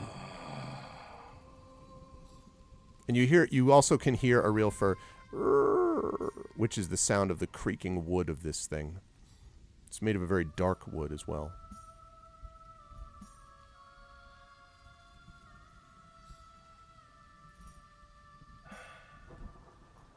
Leave her. And he nods and he says, all right, will you say something to the crew? And he goes up to prepare to give orders to leave it behind. Mm-hmm. And he kind of lumbers over to near the mast, mm-hmm. sort of looks back and forth along the crew and over towards the other ship. And for probably the first time that they've ever seen, he draws himself up taller, and kind of the chest comes out a bit more, and the head comes back, and he says, this ship has no crew. She does not need ours. We go on. She can remain as she is. This ship needs you. Okay. I would like you to make me a persuasion check, please. Oh, goody. My favorite. Yeah, I get a plus nothing on this. 5. So they're all kind of like nod, but you can tell that they are a little bit troubled, and the mood of the sort of crew as the ship is left behind has definitely turned darker. It seems to affect a lot of the people around you. It does not affect Ile, who seems, since your interaction with them seems to have been, toughened up a bit, I guess, for something like this. But it does seem to affect Peep, who seems to just be absorbing, in a way, kind of the crew's mood, I think we might say. So the effect of this is I need Peep to make a... I'm going to ask them to make a wisdom saving throw. Now, Tari and I figured out last week that followers have a 0 to everything. So basically, you're just doing a straight roll. So this is a DC 10 in this case, wisdom saving throw that you're trying to get. And don't forget, chat, inspirations are usable on these things. I'm not saying to use it now. I just wanted to make sure that we got that out there. I was just about to click it, so, Yeah, so if anyone wants to use an inspiration to help Peep, they can. Also, I love that quote, by the way, Triffid. Space life and sea life didn't breed timid people, but it bred people who would not go out of their way to pit themselves against forces they could not understand. That's good. That's a good one. Anyone? Any thoughts? Any possibilities? Let's go let it know. Okay. Here we go. Ding. 13. Okay. So, yeah, Peep seems uncertain, but you, both you, presumably, Arilfer, and also Ile, sort of almost kind of, nuzzle Peep a little bit. And you can tell that although the mood of the crew is dark, that Peep takes solace and strength from you, and so does not become the burden they would have received is unnerved, which would have affected their ability to keep from being frightened. But they did not receive that. As good, because he's about to ask her to go sit up on top of the mast to keep watch. Okay, that makes sense. Yeah, she seems okay. So if you send her up to the watch, the mast, up to the mast of the ship, the day gets even darker, you would say, over the course of the day into the evening, and then obviously gets very dark. But even in the morning, it doesn't get that much brighter. And it is as you get closer and closer, the sea becomes rougher. And you can see that this is basically heading towards the evening of the third and final day. You should have already been there, or you should be close. And there are black clouds obscuring the already darkening sky. The whale road is about to become very dangerous, and you can tell that even the captain looks a little bit uncertain about what's going to happen next. And then you hear, "Go!" Actually, wait. "Go!" from above, and you can see that the cry of Peep, and a couple of the crew calls out as well, as finally we get some new pictures here. Because what you see is this. Blagofkas. I hadn't done that in a long time. I was going to say, I was waiting for when that was going to show up. There is a light. It is a bright beacon on a nearby island. Over at the Frankenstein place? I know, yeah, right? And it's that, well, the thing is, too, and it's the storm is getting worse and worse, like those waves. I love this picture because those waves are like, Jesus Christ. But, like, it is pretty bad. And the waves are getting worse, even for the strong tree. And the thing about this for you, Realfur, is this light feels very much like the light that you remember seeing in your dream. Very similar to it, although here, unlike your dream, you do feel moved about a bit more by the water than you did in the dream. But in any case, the go towards the light is how all good things begin. Yeah, right? Coreltor comes over to Caroline. Exactly. Coreltor comes over to you and says, if we sail on, could be dangerous. That light may give us a chance. If we sail for that, could be safe from storm. What do you wish? And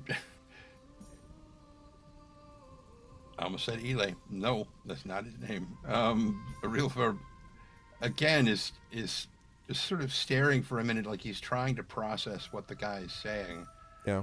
and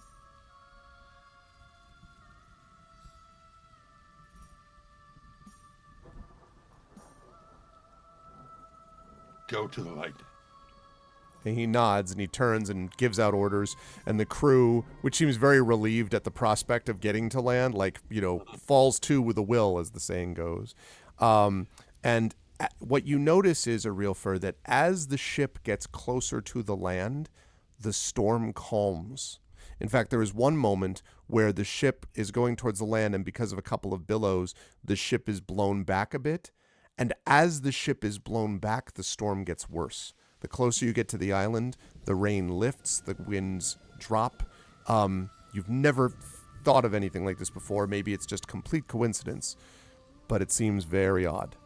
And as you get closer and closer to them, the storm gets lighter and calmer until finally the waters are not crystal calm, but are certainly fairly calm as you are heading towards the island itself. And you can see, as you're heading towards the shore, this thing that's giving out the light. It is a bright lit stone structure. And even from your position, this is not a very big island, but you can see that even from your position on the shore, that the lighthouse basically here, this structure, which clearly is a lighthouse, has a rectangular main section with these sort of steeply angled wooden rafters that are supporting a roof made of some gray substance. You'd probably have to get closer to tell, but it could be like shale or stone or something like that, that's attached to a square tower. And the tower is actually a decent height, about 3 stories tall probably. And at the top of the tower is burning this beacon fire. It's clearly a lighthouse of some kind. And one of the crew says, that may be a place of the new god. And you remember that this is one of the crew that did not toast to Freya when everybody else did. Could have been one of those newfangled church people, Freyr. What did I say? Freya. Oh, I kept saying Freya. Freya. Sorry, my bad. Freyr. Freyr. Beg your pardon. There is also Different a god. Freya. Yeah, I was going to say, yeah. Yeah, it is. Sorry. That's Thor's mother, but Yeah, my bad. Freyr. Freyr. This is the brother who is Yes, that's right. Sorry. god of fertility. Freyr, so yes. Also nods and kind of sort of seems like that's the right place to go.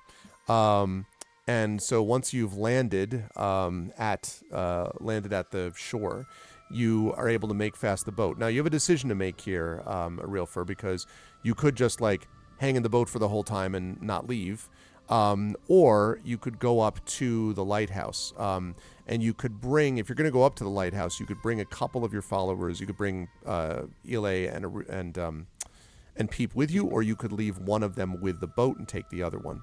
Or neither. You could leave both of them with the boat and just go yourself. But generally the tradition is you do go and talk to what might seem like civilized places when you arrive. Yeah. And they always function as a unit, so all 3 of them are going to go. Gotcha. Okay. And so Coreltor says that he will, he'll watch the ship. And so you walk up and over. It's very rough, rocky ground, also slippery because of the constant spray. So you have a little bit of a difficulty. Even Elay has a bit of difficulty, actually. Obviously, Peep is having no problems. But you, as you're walking along, have a little bit of difficulty. But as you get further away from the spray, it gets drier and a little bit easier to manage. And you find yourself eventually walking up sort of rocks. It almost feels like rough-hewn steps, but it's probably just the way that the rocks have been placed to get up to this structure. And underneath, there is a door leading into it, and there is light, which is spilling out from underneath the door, which leads into the structure, and the door is closed. He's The beacon light above. illuminating a doormat that says, "Go away." Yes, it says, "Here there be dragons." Well, okay, that's welcome. Yeah.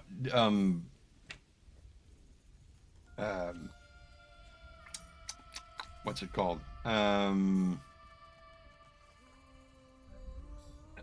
Arilford kind of glances at Peep and tilts his head towards the door to listen and kind of nudges his chin for her to do the same. Okay.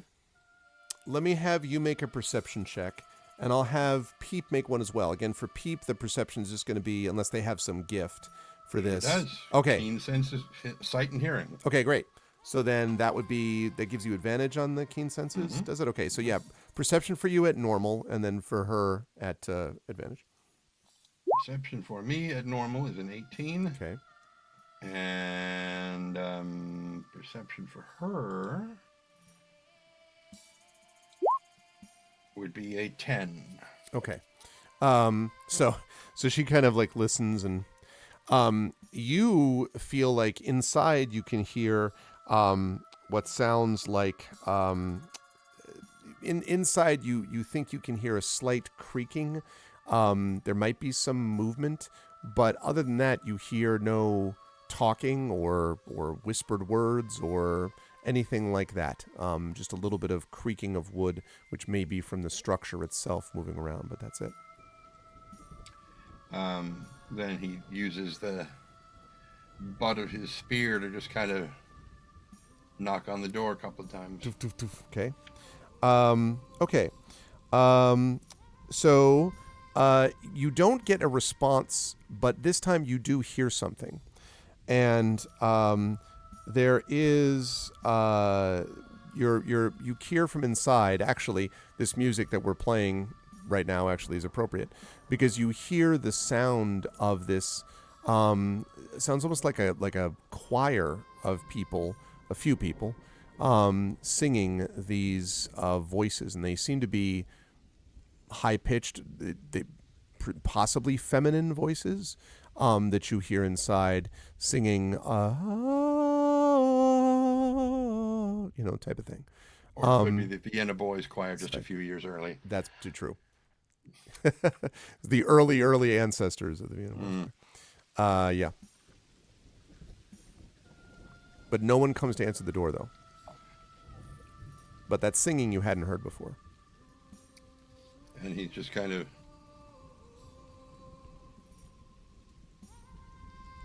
And did I notice any windows on the thing at all? Aside from... Right, aside for the top one. Yeah, there are two, at least on this side of the building, there are two shuttered windows that are, easily on viewable level, but they're, as I said, shuttered. There may be windows on the side to the left and the right, you don't know, but just the wall that you're looking at is just the door and a window, shuttered window on either side.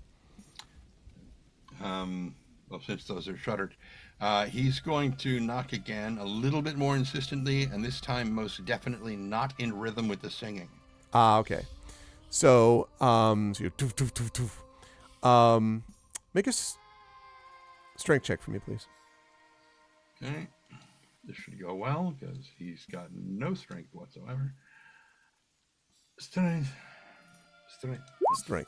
You said strength. 15. Yes. Yes, so the noise, sort of the singing, as you're listening to it, the singing stops.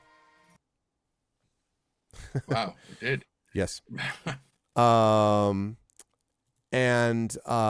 there's sort of a moment's pause, and then the door opens, although you don't actually see anyone opening it. But it reveals the room inside.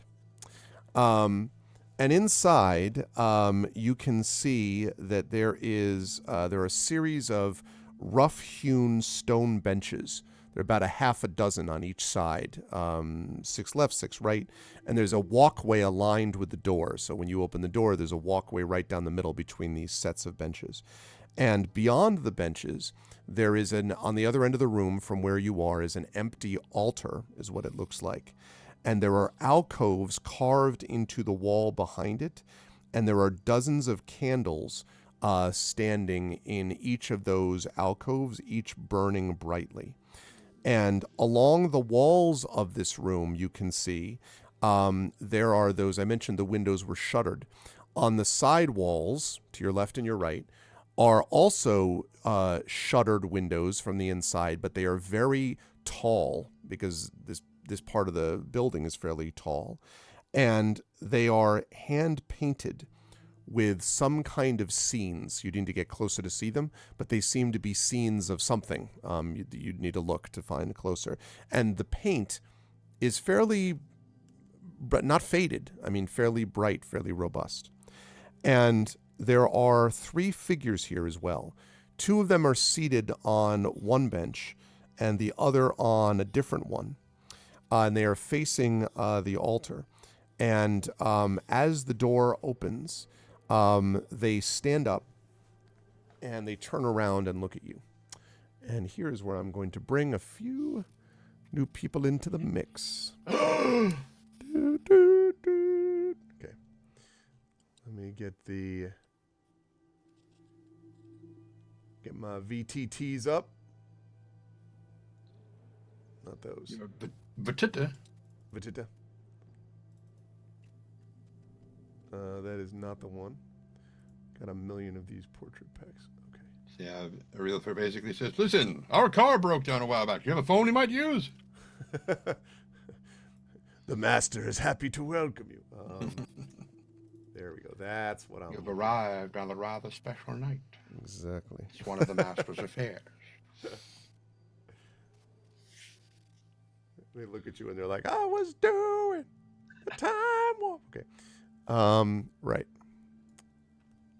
Okay. All right. There's one. Bah. Here's the second one. Meh. they all say the same thing. Meh, and meh. Okay. And this one.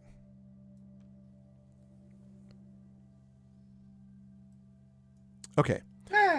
So, there are 3 of these. There are these 3 men that you can see. One of them is older, this man over here, and 2 of them are younger. And this one, the old one, they're all dressed in what look like warm furs. And this man, the older man, is wearing a golden circlet on his head. And they don't say anything. They look, fine. They don't seem to be like yelling at you or anything, but they seem to be waiting for you to speak or to approach or something. But they are both looking at you, or they are all 3 of them are looking at you this way.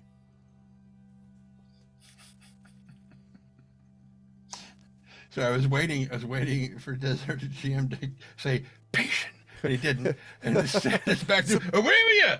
Patient. Aurifer basically kind of looks down at the bottom of the door frame and looks at all of them and then toward the man with the circlet and says, "May I enter?" And the old man sort of looks at you and says, "You may. Welcome to this place." Now, his voice is rich and warm, and his, despite his age, his voice is the strength of a younger man. And even when he speaks, you can see from his bearing as you address him, not unlike you yourself, Arilfer, he stands up a little bit straighter. He carries himself a little taller than the other 2. And you are, he seems happy to welcome you. And then, they walk in and he starts walking, proceeding up along the nave, towards them, and stops at a relatively, maybe the second set of pews back or whatever. Yep. Yeah. Okay. And he just looks across the three of them. I dreamt you. And they sort of they don't say anything. You can tell that this guy on the right looks at you somewhat warily. He's kind of a little bit. These two are sitting next to each other. He's on the other pew. So he doesn't say anything. But this one says, "You dreamt us.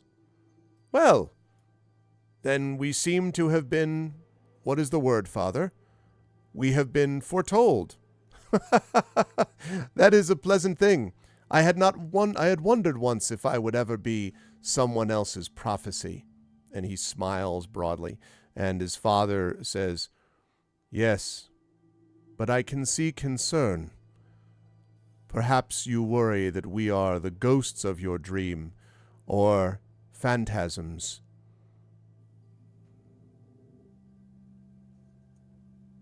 And he like starts to shake his head, and then pauses for a moment and looks back towards the door, which opened apparently by itself. Yes. And so he's like, Yep. he's like, no, I.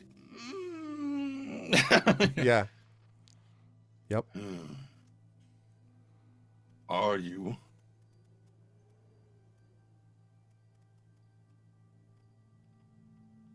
Oh, is that it? You just say, "Are you?" Yeah. Okay. Are you?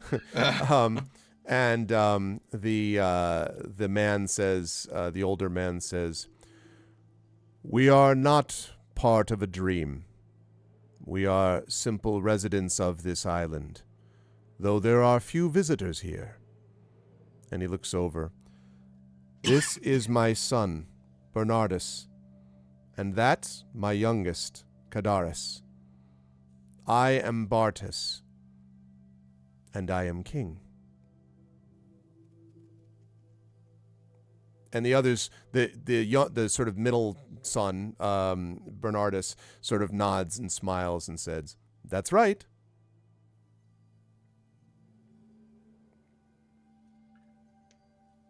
You keep the light.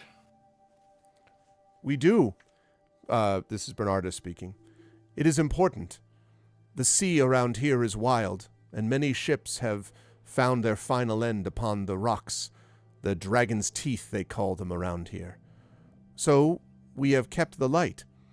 We wish for those to make their way safely past.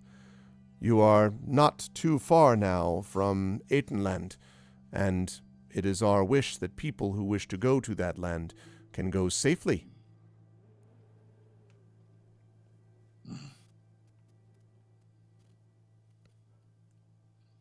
My thanks. And they nod, and he says, the middle son says, "You may speak to either of us if you wish. There is food and water here. You may have some. You may look around this room, such as it is, and when the storm passes, you may make your way away again if you so choose. We are here, and now so are you. So you may speak to us if you wish. Of course, it will take some time to speak to that one." And he looks over at Cadaris, who kind of is a little, like still reticent. He says, "Cadaris is the shy one, but his eyes see much. Isn't that right, brother?" And the younger brother kind of just sort of looks back at him quietly.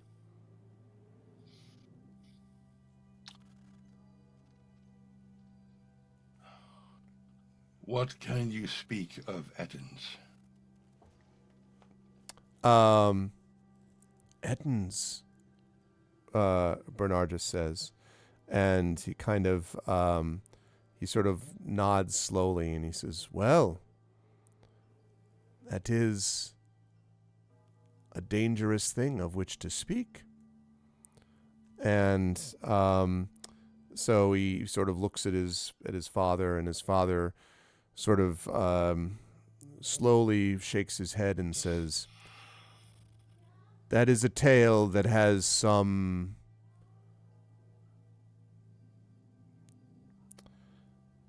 sadness within it. There are some who have sought to hear the story of the Aitons, and he shrugs. Not all were worthy to do so.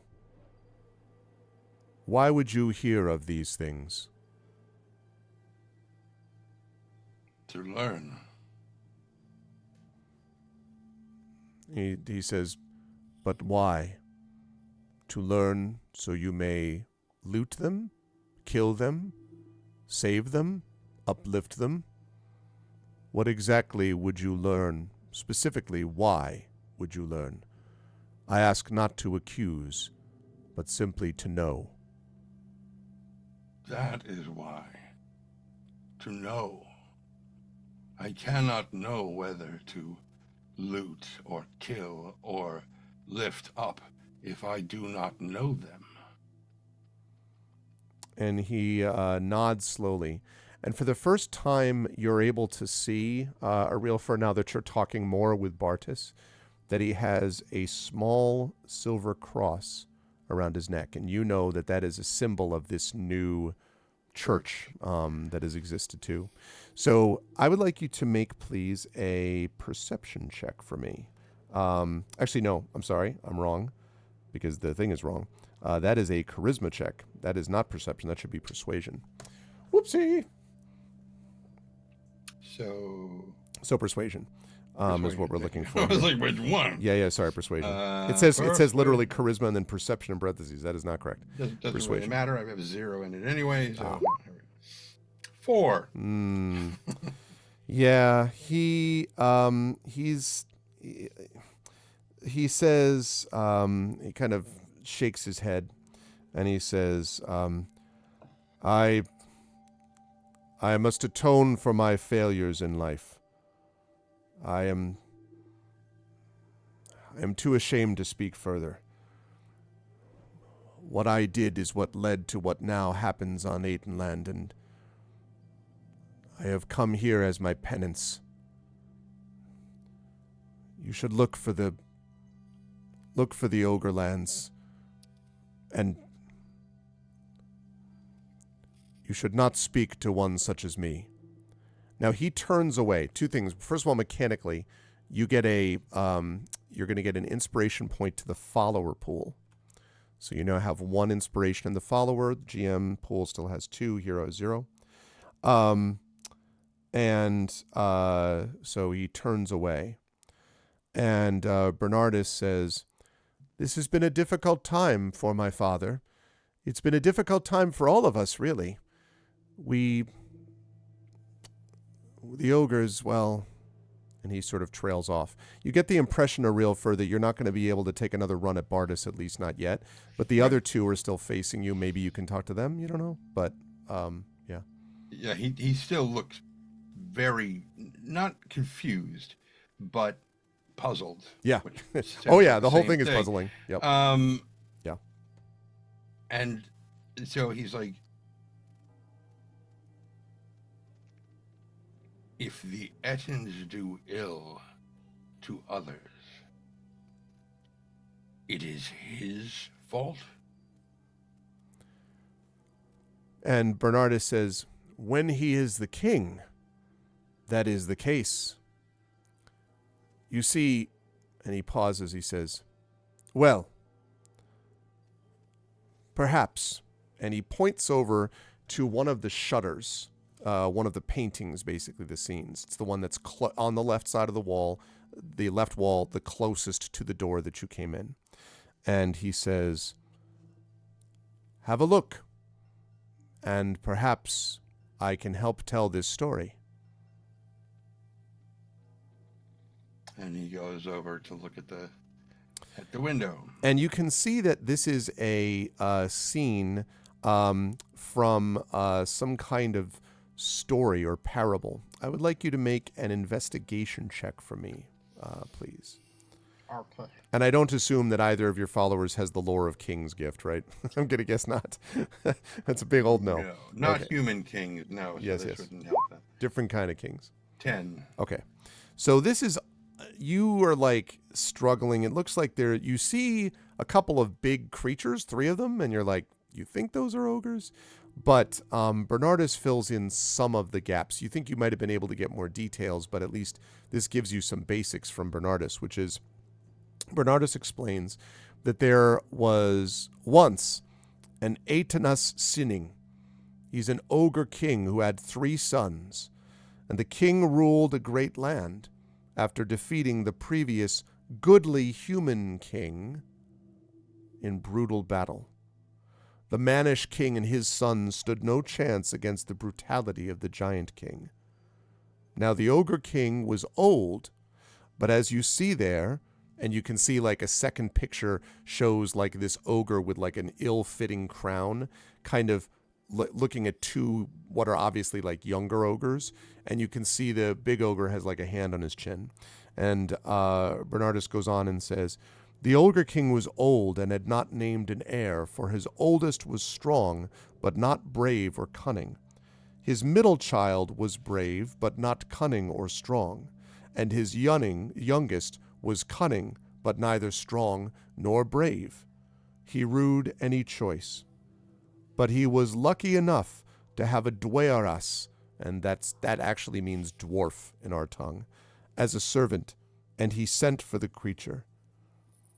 And he points, and in the last sort of bottom panel, you can see a small creature, which you assume is a dwarf, hammering away at a weapon, it looks like, on this forge, or on this anvil, I should say, I'm sorry. So you can see this weapon being hammered out on an anvil. And that's as much as that shutter tells. And Bernardus says, but to say more would be to bring more sadness to my father, and I do not know that I wish to do that. And Bernardus kind of like sort of trails off. That's as much as you see on that shutter. Bernardus hasn't turned away from you yet, but So Ariel sort of kind of turns to face the other side of the church where the other windows are. Yep. And glances once back at Bernardus and just starts walking towards the windows on the other side. Okay. Let me have you make an investigation check on this side. And chat, remember, if you wish to use inspirations, you can do so, but it has to happen before this roll happens. He unfortunately does not have an inspiration he can use for himself because he didn't get one in the pool. If I could figure out a way to assume that Eli's like nudging you towards but I can't obviously do that. Look, this paint was made with beef tallow. That's gross. This is just like the time. Yeah, no Sherlock wolves.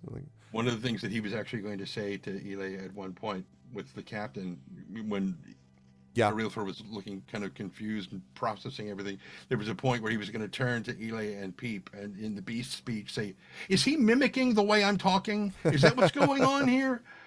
Is he making fun of me? Okay. He doesn't seem like he's stupid. Why is he talking like this? That's right.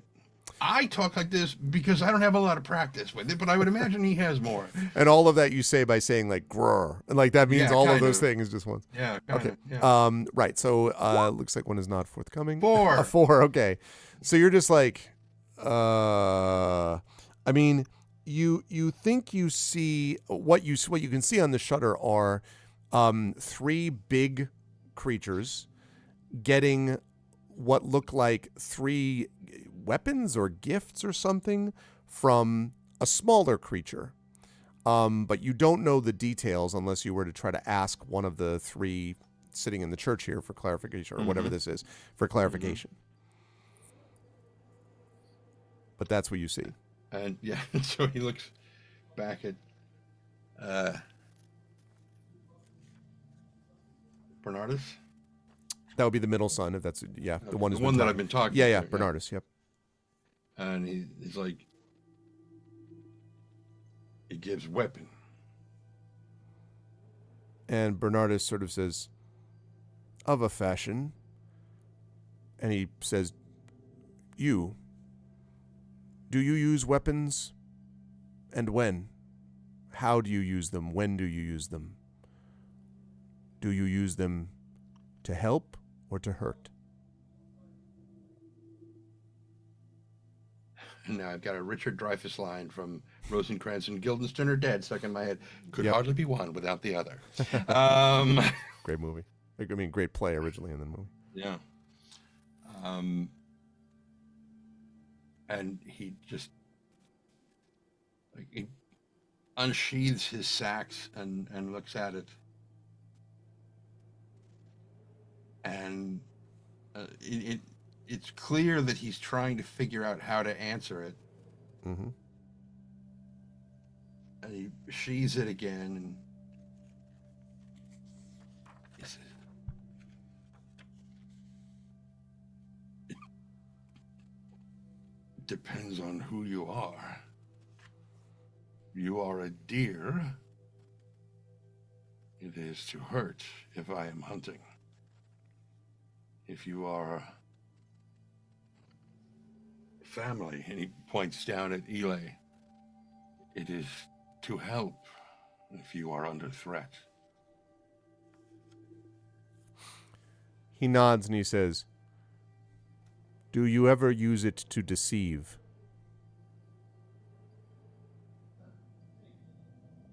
No, why would one do that? There are some who say they will fight for another, but when the time comes, they are nowhere to be found. I meant, when you pledge to help, will you do it and keep your word, no matter what? Unless I am lied to first, yes. Okay. Make a persuasion check, but you can do this at advantage. Persuasion. I think he's just still the stranger, Triffid. I don't think he's actually introduced himself yet. 10.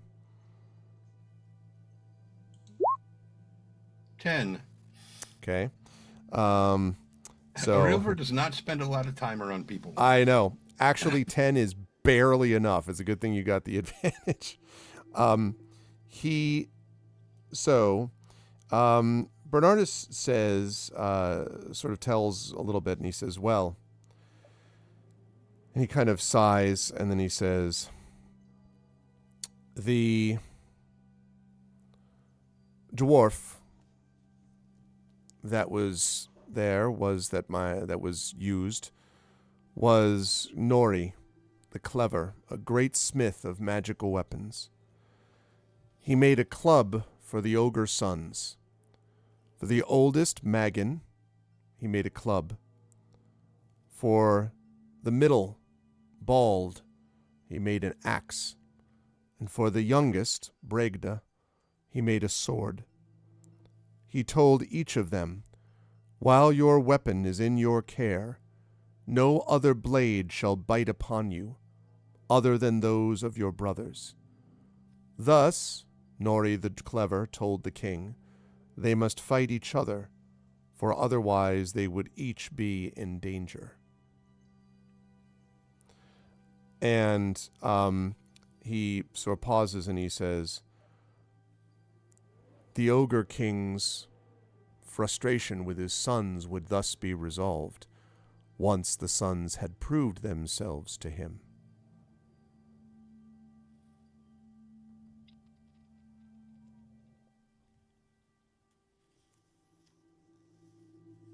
Proved themselves. And he nods. Which one was worthy of being the next king, of the next ogre king? Yes. Oh. And for one of those brief moments, it kind of becomes clear through his body language that he was thinking, that Arilfer was thinking, they're his sons. They are worthy of being his sons no matter what. He's their father. Why is he? Okay. Not ogres. Now he's caught up and he's understanding.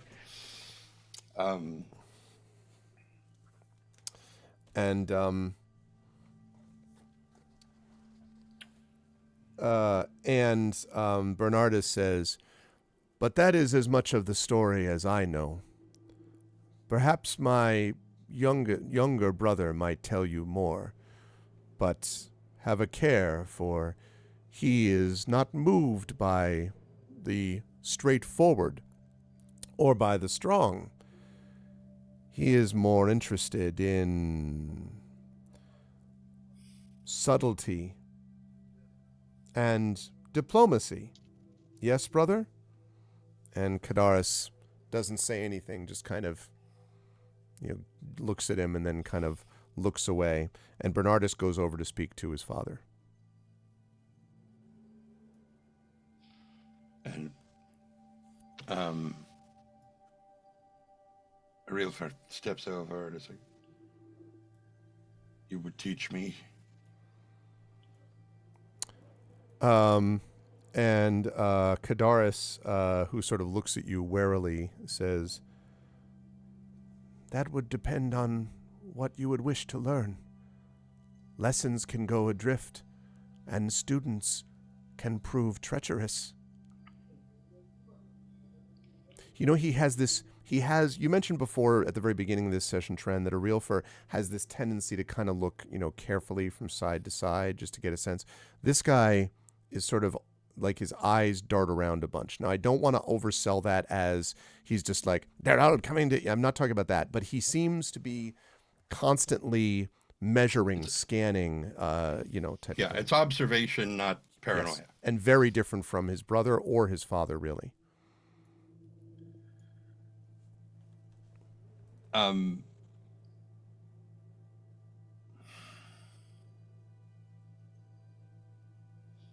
he kind of turns to face toward the I presume that there are more than one window on the other side. It's probably an equal number of windows. That's correct. Yeah, there's basically there's really one big one on the left. There are multiple windows, but there's one big scene on the left. There are two scenes on the right, and you've looked at one of them so far. Okay. So Arilfar is kind of looking across the scene that he's just learned about, and is kind of looking at the new one, but doesn't dig into it too much. He's just kind of scanning generally. Okay. Kind of a high level. Just a quick high level thing is just to say that you can see that this clearly there are fights going on in this scene, like battles. And as he's looking it over, he slowly kind of turns back and is like,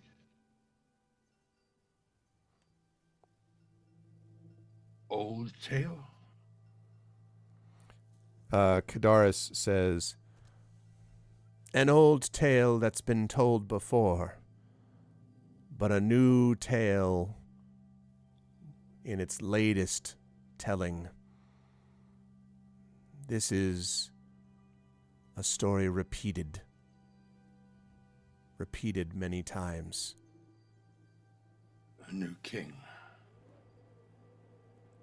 A usurper, actually." And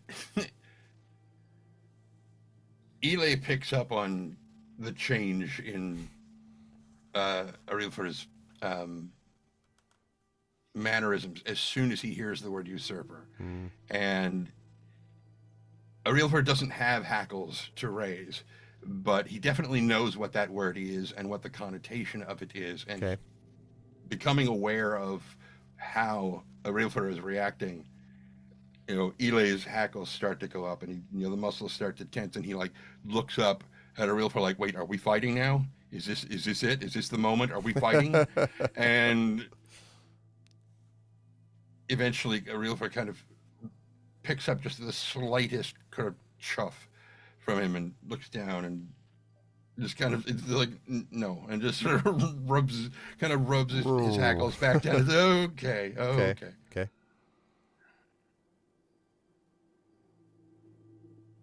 And this ill is the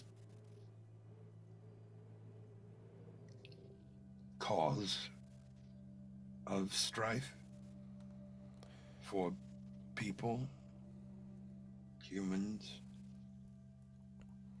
And he nods slowly and he says, It is the cause of much suffering.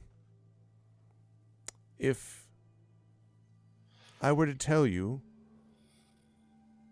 I wonder what you would do with the knowledge. You said to my father and brother that you would try to help. I wonder if helping, what that means. Would you take down these creatures that you seek? Try to help the people that are being harmed? And then put yourself as the newest of the kings? Would you throw down a tyrant and become one? Or would you simply throw them down? And he kind of flinches when he's like, implies that a real would become a king himself. There's just kind of this like, almost like he's about to gag. Yeah. You know, just, ugh. He's like, no.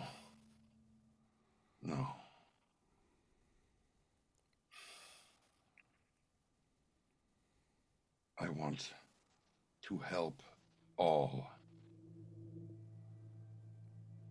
There must be balance for there to be peace. I will take from you either an insight or a persuasion check, if any of that helps. I'm pretty sure insight is probably a lot better. I would assume. Yeah, insight is much better than persuasion. So here we go. 21. Okay. That's more like it. Yeah.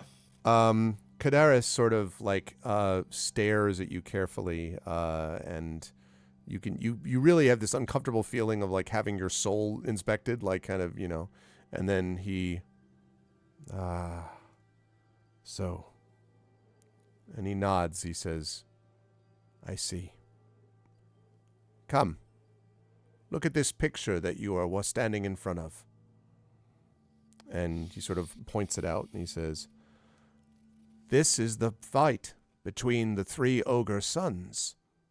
Bald here, and he points to the one of the ogres, who they're not, you know, the drawings are nice, but they're not nice enough to be like super well detailed. But, you know, he points to one of them and he says, Bald was the first to act, challenging both his brothers to duels. But Bregda, the youngest, thought for a moment and said, it is unwise for us to fight. You might chance to beat me, for you are braver than me. But it is unlikely that you would chance to win against Magan, who is stronger than both of us. And then, too, one of us might slay him, either by boldness or cleverness. If you value your life, we should make a pact. And then, and he turns to you, and this says this almost in a snarl, then they slew their father, for pitting them against one another. And Nori, too, so that no one would know the secrets of their weapons. And you see a smile that at first you're like, what? And then you think it's more like a you know, angry, like sort of reactive, pulled back grin. And thus they did. Each ogre brother chose a land. The coastal fens for Bregda, the rolling middle lands for Magan, and the high mountains for Bald. And each claimed a portion of their father's servants to do with as their cruel hearts' desires. This is the story of the ogres, the Etons as you called them, that have taken the land, and us here on this island, and one other, though she hides from us.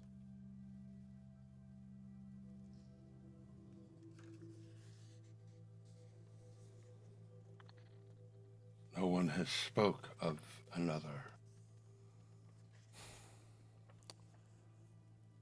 My sister. She is still free, hiding somewhere. She is gone from our eyes now, and we cannot reach her.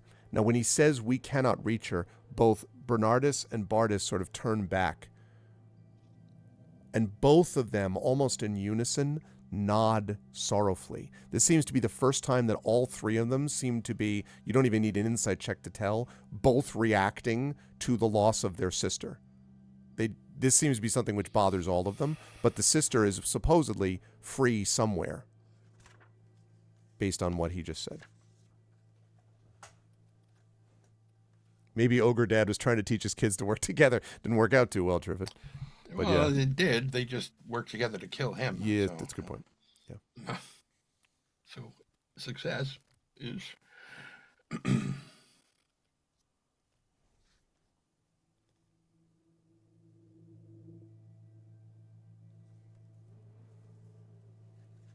Do you know where sister is?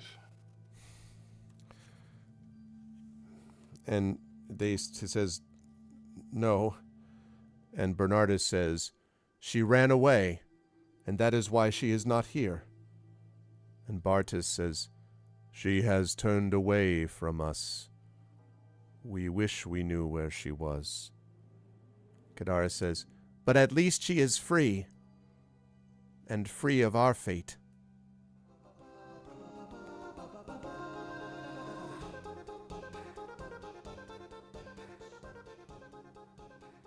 Why?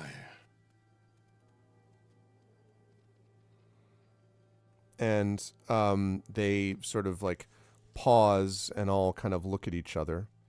And they say, I think it would be probably Kadaris is the one who's closest, says, she chose her own path, a path which did not rely on ours. And she was right to do so. I hope that where she is, she will have found a measure of peace. She might help you if you found her. If there is anything to be said in the wisdom of someone who sees beyond his words. And he nods at you in kind of a vaguely approving way, Arilfer maybe, like something about you has impressed him. And the other brother, Bernardus and Bartus, the father, kind of just are silent. You get the impression this is a sore subject. Right. Well, Arilford kind of looks back up at the window, this is plural, and it's like, she made these? No. They were made. She... And he kind of trails off and looks at his brother and father and then says, she would want us to tell this story with these as help.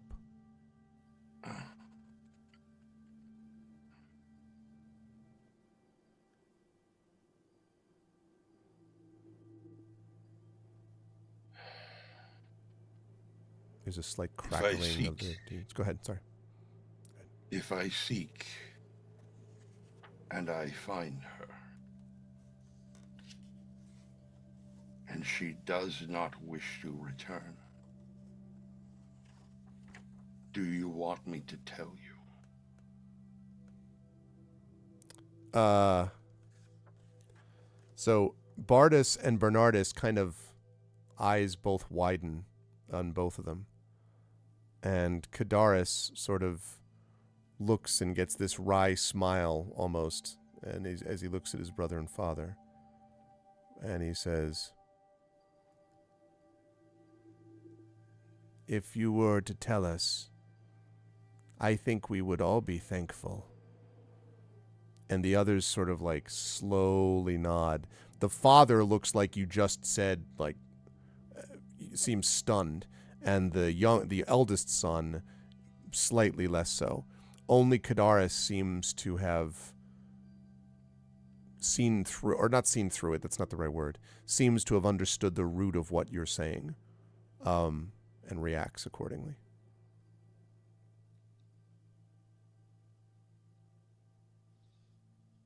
And I will.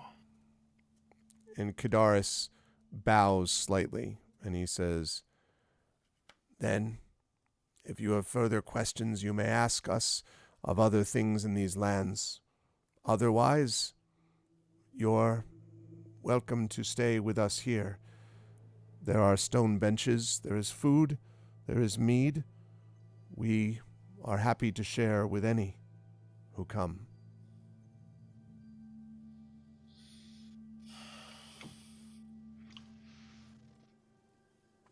And on the boat, may wish to, some.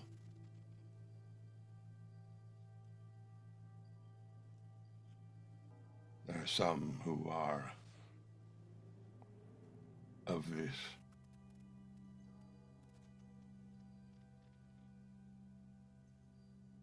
My belief is out there. Kadaris nods, and Bartis says, "That is of no difficulty. All may come here if they wish."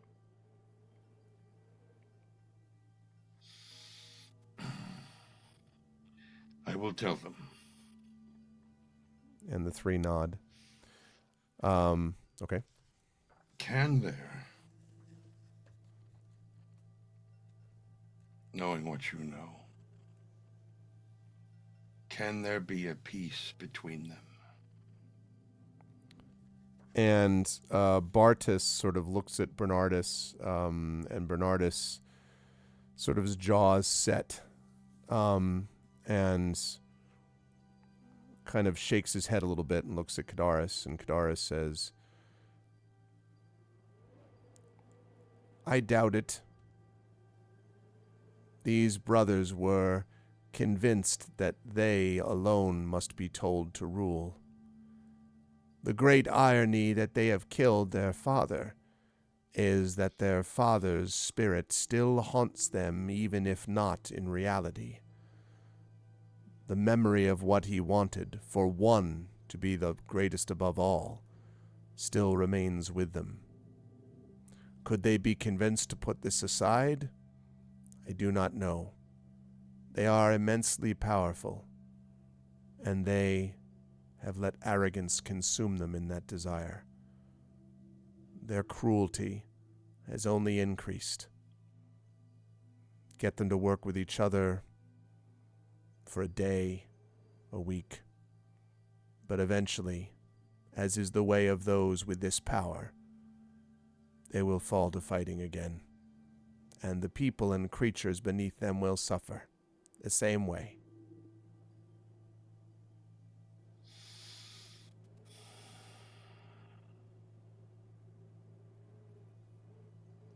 That is where I help.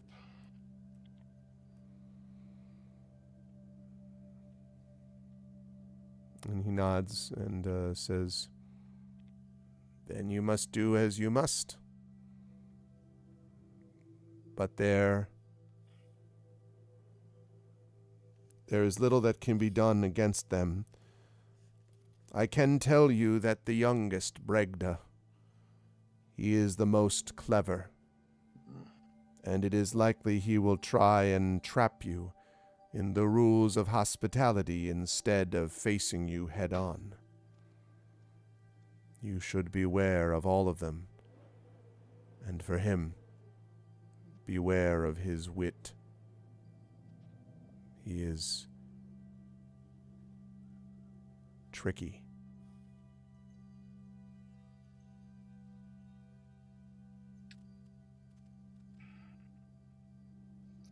As Loki. And Kadaris smiles, revealing sort of brown and slightly broken teeth, and says, "Yes. Yes.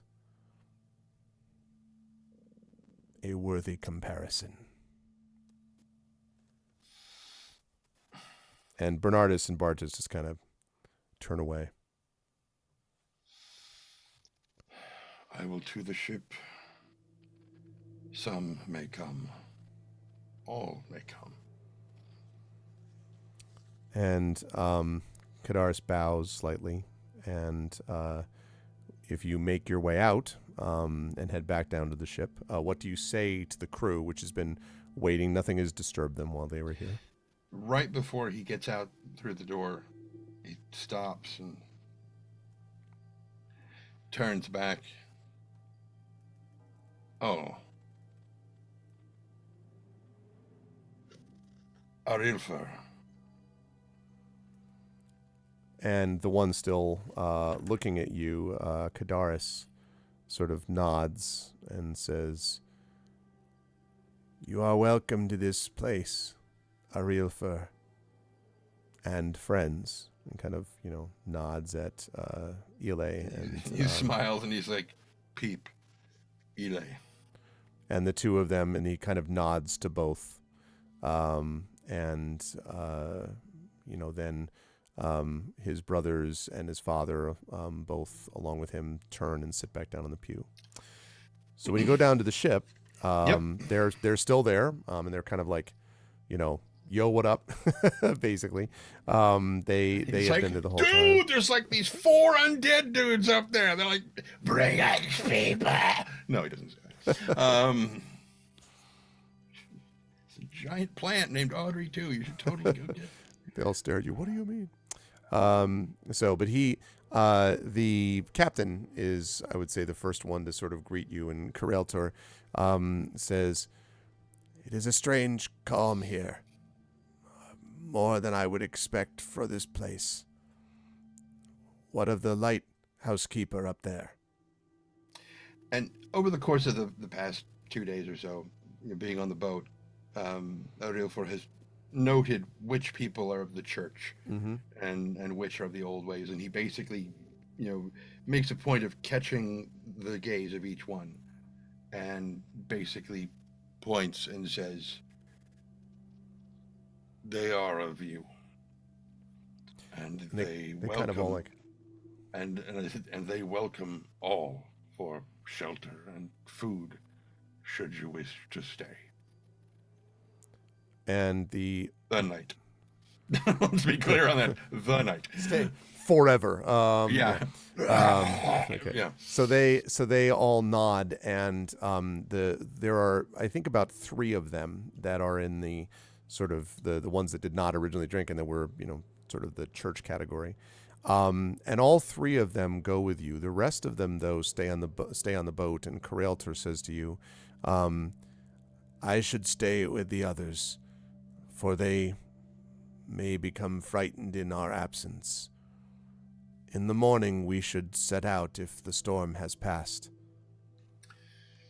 Arilfor would have spoken to those who were remaining at the boat and asked if there was anything in particular that they wanted, because he makes it clear that he's not going to stay up there. Yeah, okay. That just, staying in places, human places, just not his thing. Yeah. But if they want anything, he will get it and bring it back to them. Okay. So, because he's going to come back down here. Yeah, mostly what they just asked for, a couple inquire about, is there other kinds of food? I mean, the ship has stores as well of their own supply, but there's difference between, hardtack in a barrel and, fresh food type of thing. So if there's something like that, but otherwise they seem content so long. They seem actually somewhat relieved that you're going to be back staying with them.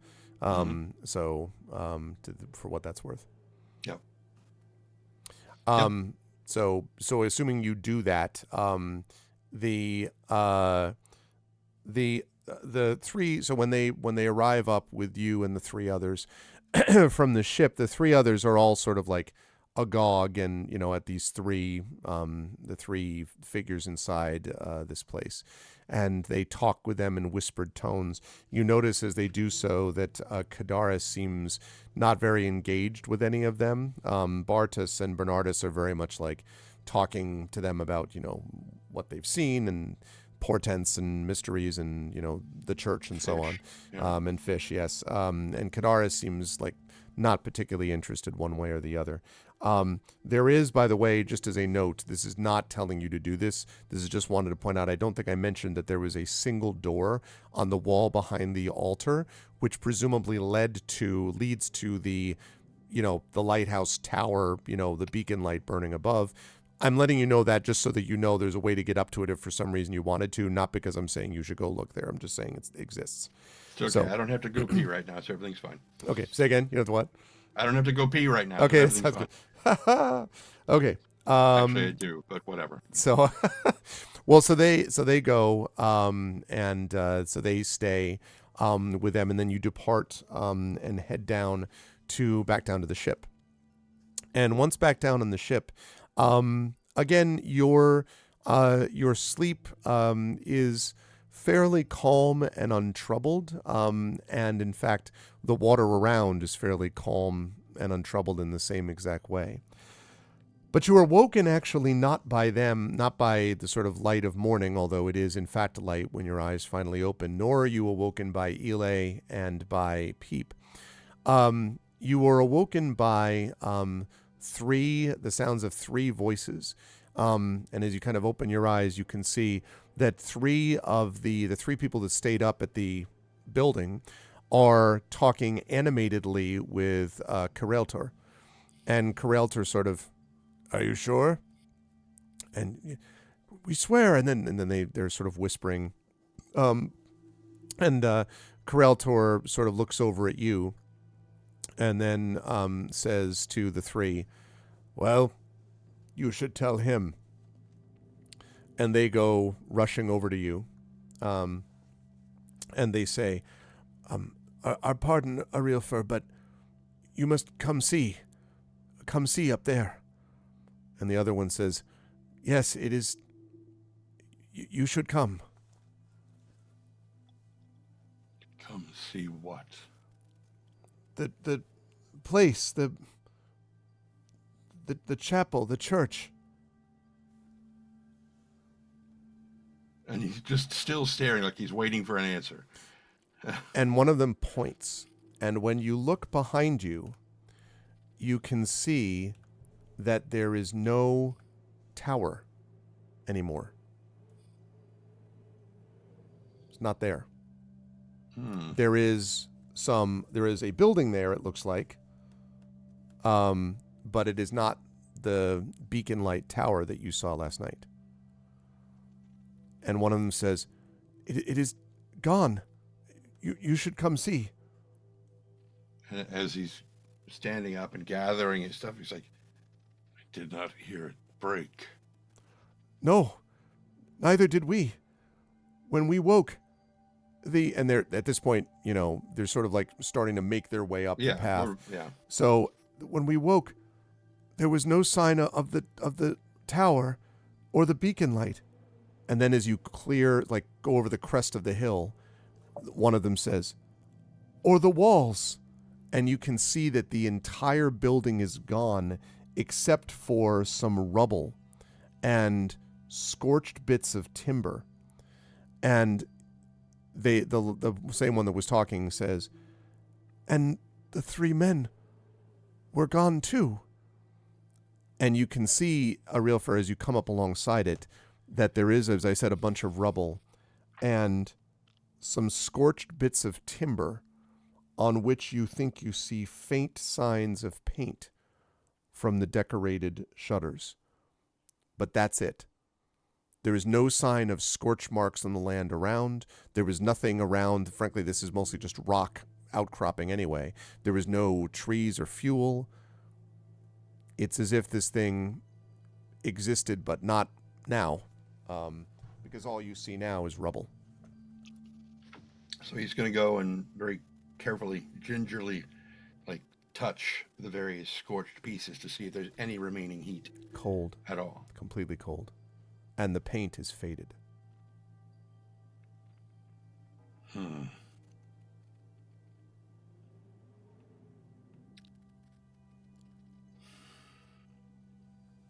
Helpful ghost. "Were they ghosts then?" one of them says. Don't know. But they were not wicked.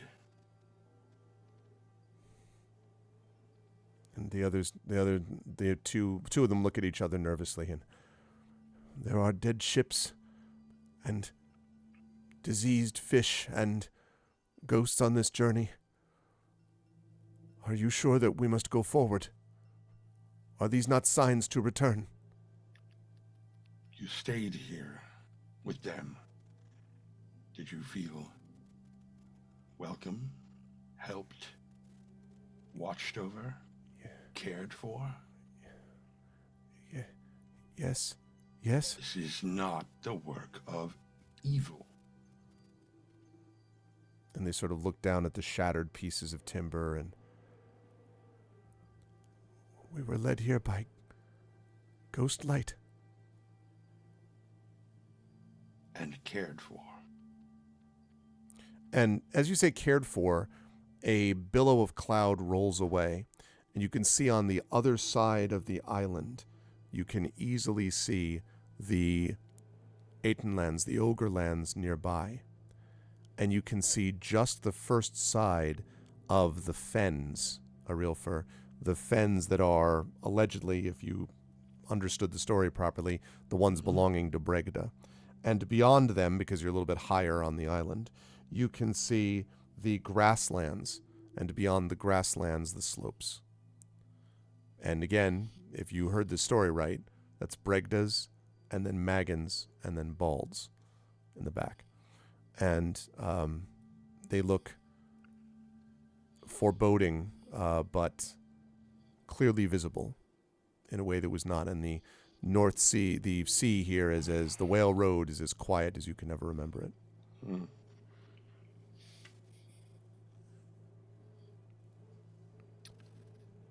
He looks from that back to the men in the building, and then back to the men and says, "Count this as blessing."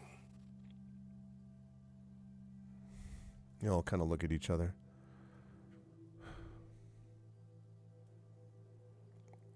If you remain with us till we arrive, then we will take this blessing.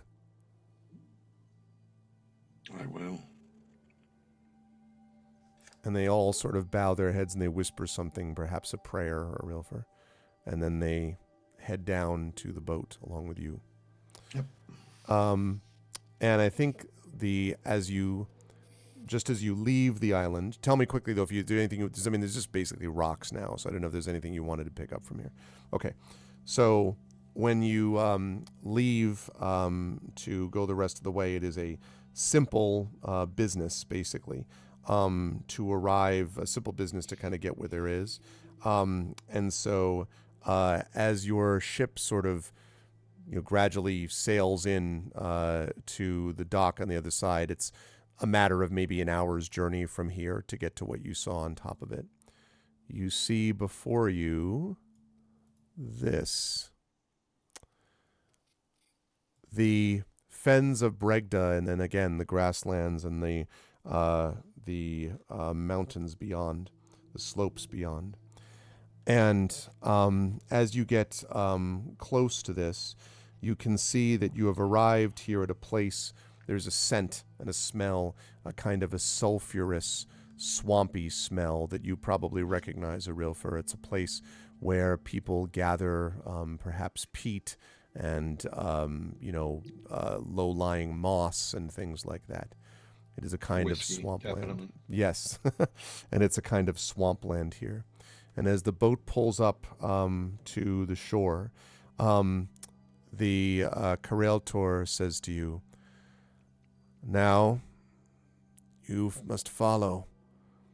We will wait until you return. This is the Atenland, and it is your job now to help it somehow."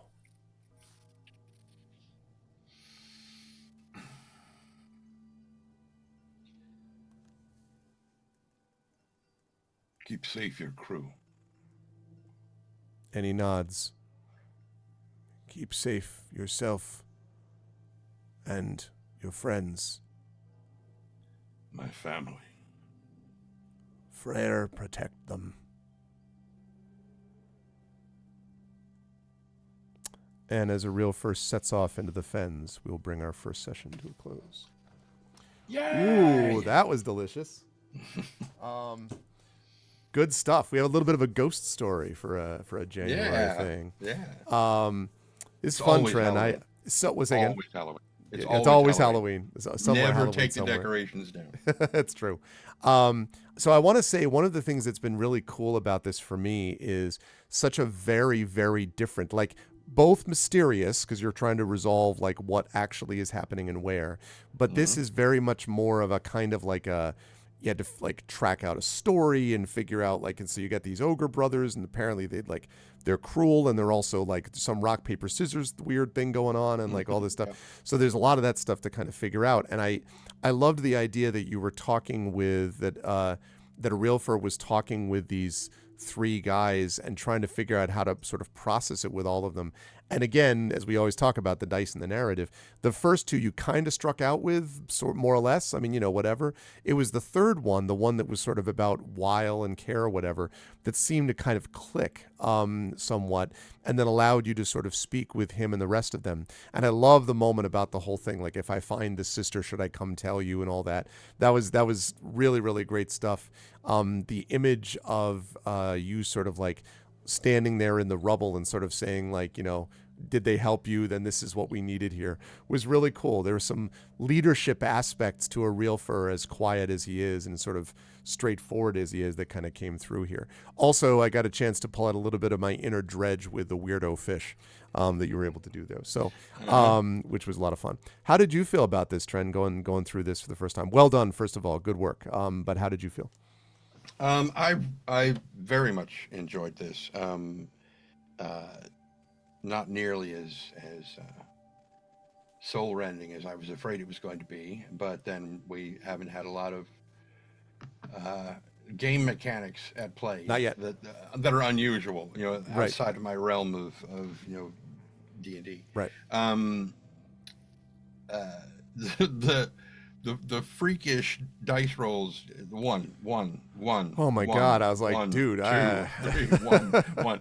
There was a point where, because remember when we were playing Eberron or whatever, and I mouse over whatever the number was that was rolled, and it breaks down what numbers was rolled and whatever bonuses there were and everything. I tried doing that with this, and I was like 1, and it just said 1d20. I'm like, no, or 1d6 or 1d4 or whatever, and I was like, no, you have to tell me what. I can't tell if you actually rolled something or if you just put a 1 there. It wasn't until the 2 came up that I was like, okay, all right. Yeah, It's now I know right. that it's not. Yes, exactly. Because it was like for a perm one, which is why I got confused about what part of the portent. Because it was like 1, 1, 1. I'm like, wait, what? So I had to kind of like process that in my head. Yeah, that's definitely true. Anything surprise you about a realtor, like as you played him?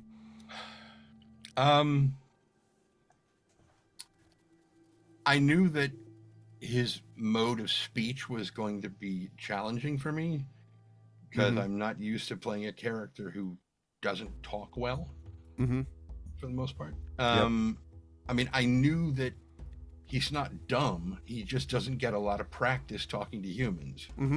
And so it's like, if you were to go, a really good example of this is a Stargate SG-1 episode called The Torment of Tantalus, where they find a guy who's been by himself for like 40 years. Okay. And when they meet him, he's not real good at assembling sentences anymore. Yeah, sure. And he's like trying to point out things, and he's like, he points at like a bunch of hash marks. He's like, last day, and Daniel's like, it's a calendar, and he puts it together and figures out what Ernest is talking about. Right. But I was like, that's kind of where I want to go with this. But he has enough interaction with humans that the more he talks to them, he gets into the rhythm of it more quickly. Yep. And so that was the for me, that was the biggest challenge of playing him so far. Yep. Yeah, for sure. And I think the interesting thing is that I love the idea that, he's kind of like, well, I'll be a hero on my return. Like, if I'm going to do that, like, that's obviously not why he's doing any of this. He's doing this to help. But it's a lot of it. And this is the thing. It's funny because my semester begins on Thursday, and I'm teaching fantasy fiction this semester. And I always begin with Beowulf, which is the kind of the text for Western fantasy in particular. And the thing about the formal boast, and the thing about the sort of heroic, is that, like, okay, so Beowulf is a guy who believes his own press clippings. Sure, he's arrogant, he's prideful beyond belief, whatever. But part of this is he's trying to inspire people that are like we're done. Like like Grendel has ripped apart the best warriors in the land for years. Like this isn't something that's happened for a couple of weeks. Like basically every week he's just like rip, take people, kill them. They can't do anything about it. Like these people have been beaten down and despairing. And so what Beowulf is doing, which is what the poets, really plural probably, who wrote Beowulf, were doing orally, was trying to inspire their listeners who were also in a dark sort of time. And that was what it was interesting to me about watching a Realfer go through this, is that obviously a Realfer isn't just like, yeah, I got this. Like Runesild, frankly, is a lot more, no problem, buddy. Runesild is, love her so yeah, much. she's so fun and so different from a Realfer. That's what I really like about it, is very different. And yet a Realfer can't just be like, whatever, they'll do what I tell them. They can't be taciturn completely, or they're not gonna. They'll just give up, right? Like he has to inspire. So I like the way that he inspired, that idea of sort of rising up to that level while still being a Realfer. Like he's not gonna be like, friends, there may be a day. Like he's not gonna give the Aragorn Return of the King speech, but he definitely is able to lead. But it was interesting to me seeing him take on more of the mantle. I know it's not super comfortable for him, but it felt like he was taking on more of the mantle as he had to, I guess, as time went on. So that was interesting. Plus, I can't wait to see more of what happens with Ile and Peep. Every time I get something about a follower must debate about their faith, and I'm like, that's going to be a fascinating yeah, exactly. I believe. So it was a lot of fun, and I'm very excited to see what we get up to next month. Because Chad, if you do not know, thank you, Deserted GM. I am using Seamus Heaney's translation, which I still think is one of the best because it's the most poetic. Although Maria Devana Headley's, a lot of people know that as the most modern translation. She's wrote a foreword for this Beowulf Age of Heroes. She's the one who starts, instead of listen, she starts with bro, which is also kind of funny. I presume that Seamus is Scottish. Seamus Heaney, yeah. No, Irish, not Scottish. Oh, I beg your pardon. Yeah, S-E-A. Still, he should start with oi! Oi! He's great. Some people think that he messed around with the poetry too much, and they call it the Shameless Heaney translation. Ooh. And I'm just like, look, man, whatever. Like, it's the true poetic version of it. But it's a really good one for this, because you really get the flow and the feel of it. But anyway, so for those of you who don't know, we do 2 of these a month. One of them with Tari, one of them with Tren.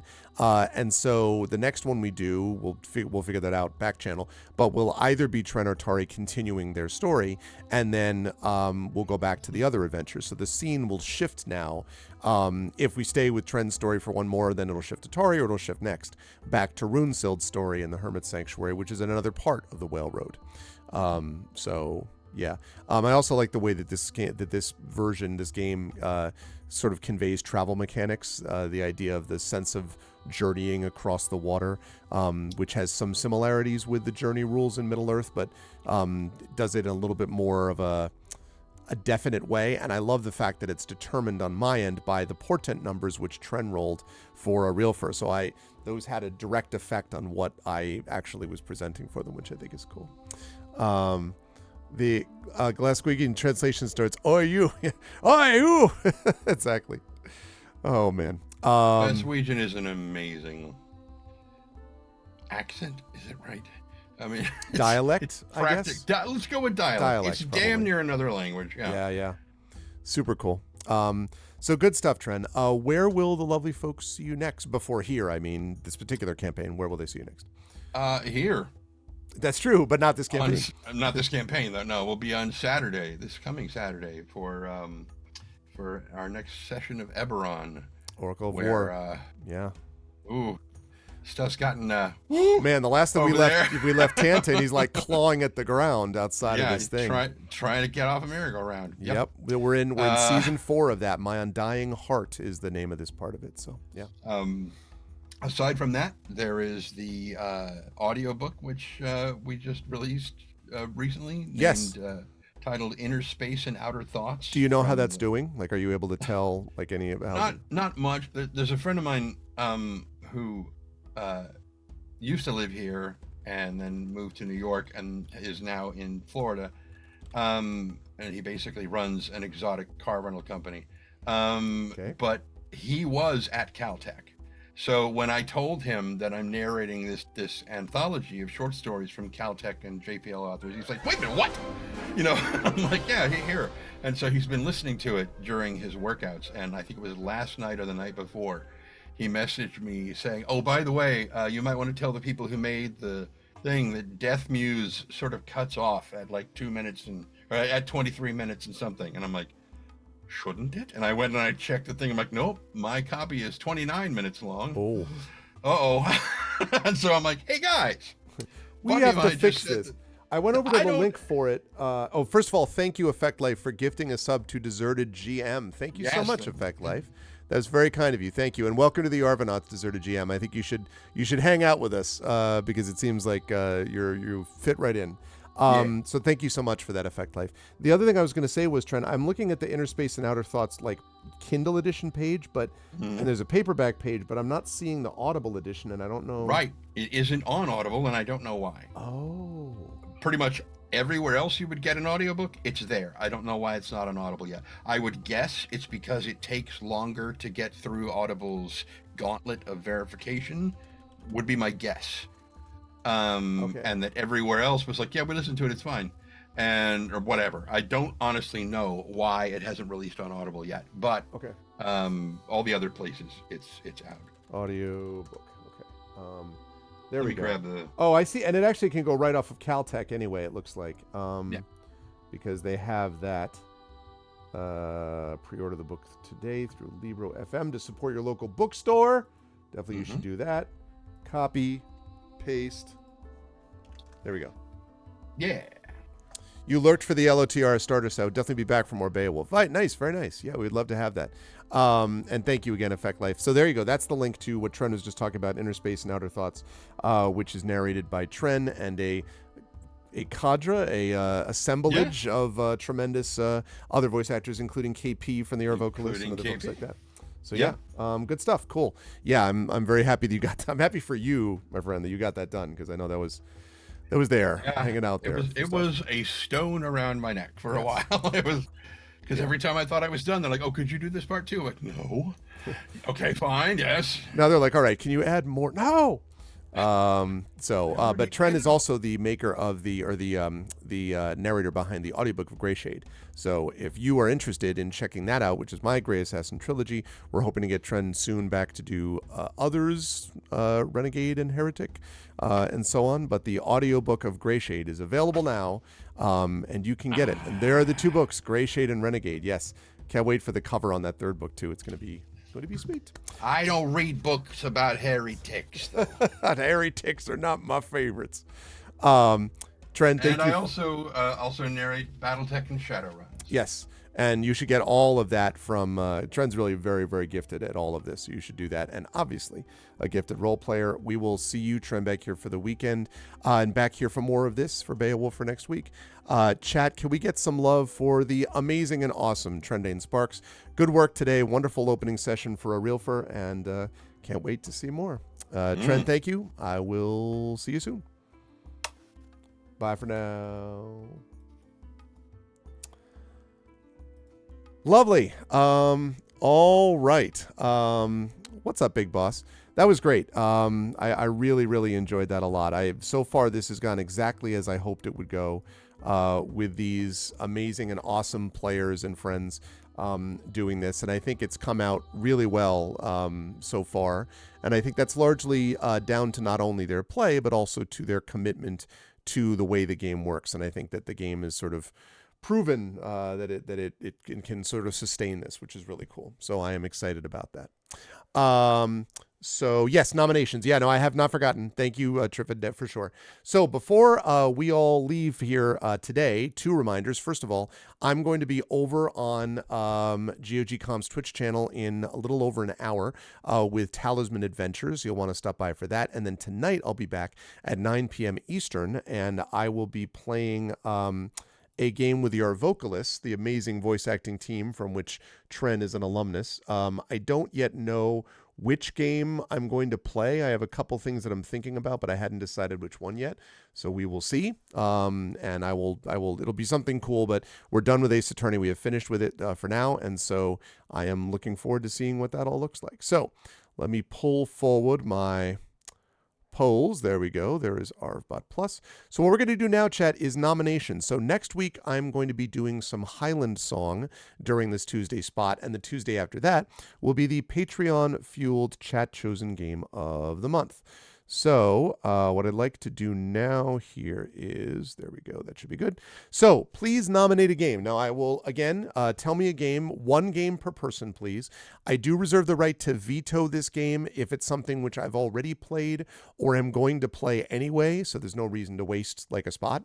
Or if it's something that is like a horror game that just doesn't really grab me. So yes, Chance of Centaur. I remember you've been trying to get that in for a while.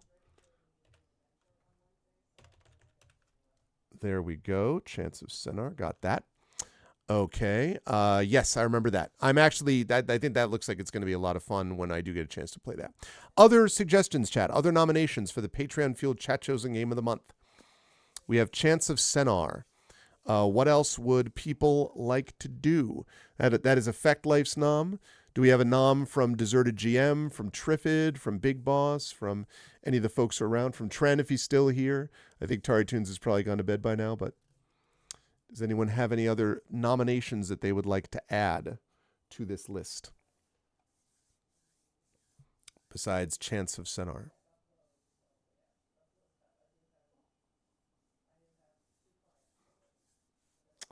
Zin Never Dies. Now, what is that? Can you tell me what Zin Never Dies is? This is a video game, right? I should specify that the Patreon game is a video game. Zin Never Dies. Yeah, that's what I thought. So Zin Never Dies. Yeah, that's a tabletop. Yeah, no, I just looked. Sadly, no. This is a video game because it's me, myself, and I doing it. We do a lot of tabletop on here. Yeah. Seems cool though. I'll have to definitely check that out at some point, but sadly I do play. I don't always do all tabletop stuff. So obligatory Metal Gear Solid 2. Okay. Yep. Obligatory. Very good. Very good. All right. That's cool. Effect Life. Okay, if we get one more, then we have a nice, good set of nominations that we can use. Final vote for this, by the way, will happen. So the vote will happen all this week, and the vote will conclude next Tuesday. So by next Tuesday, we'll have this concluded. So we have Chance of Centaur, we have Metal Gear Solid 2, and then we have one more. If people have one more stream they want to throw up there of a video game-related thing. One more possibility. And we had a couple people stopping by and watching on YouTube. I don't know if we have anyone over there right now, but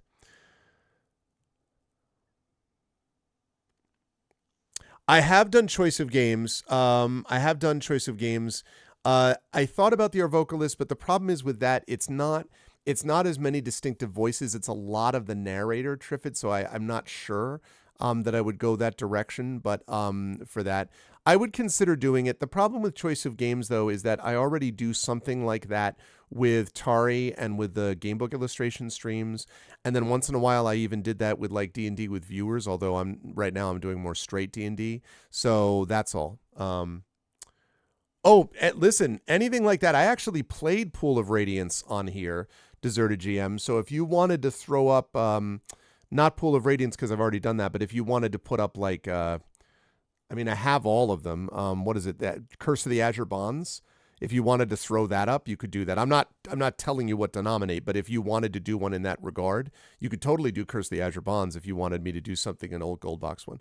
Champions of Krynn. All right, I'll buy that. Sure. Champions of Krynn. Okay, good one. So I'll take one nomination if we have them. Otherwise, we can stay with these three. So we have Chance of Centaur, Metal Gear Solid 2, or Champions of Krynn. All good choices. All good options. I would happily play any of these. That was fun today. I'm looking forward to getting more people aware of it and more knowledge and getting more people out to these things, but not me buying the classic TSR bundle on Steam. I already have it on GOG.com, actually. I already have the bundle through GOG.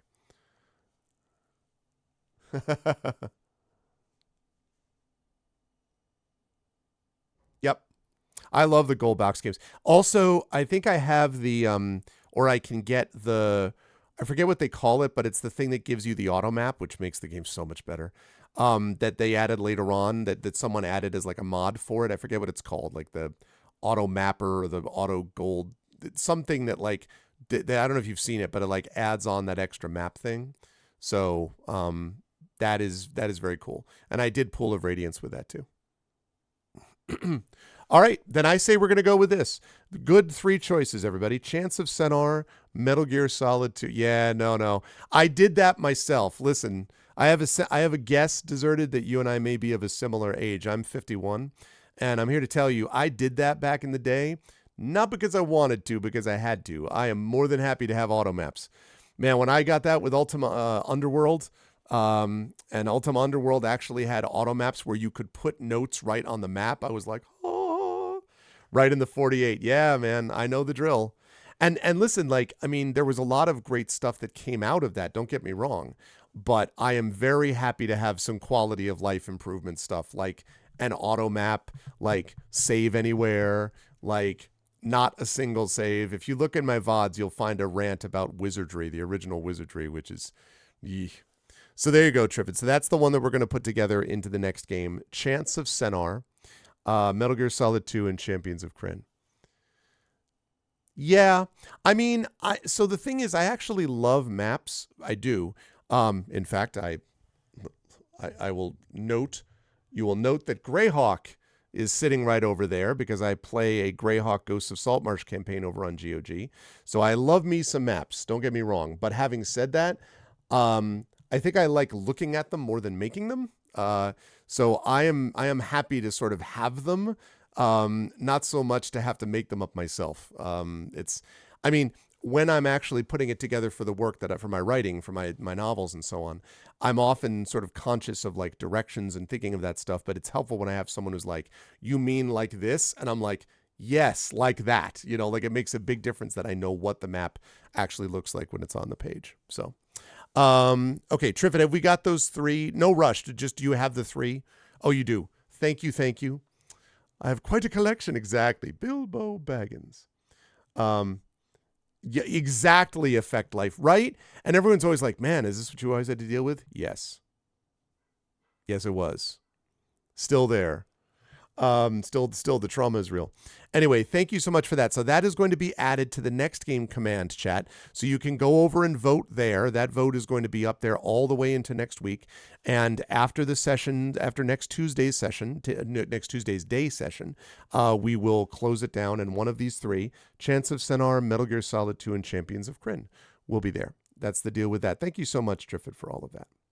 Great stuff. Thank you, everybody. And of course, the polls brought to you, the polling system brought to you by the amazing Affect Life, who is awesome sauce and knows all things relating to these things. Okay. Yes, I'd like to close that. Okay. All right, chat. I'm going to go because I have to go get some lunch. I need to get Talisman Adventures up and running, up and ready, and I need to figure out the game I'm playing with my vocalist tonight. I think I have a guess, but I'm not 100% sure.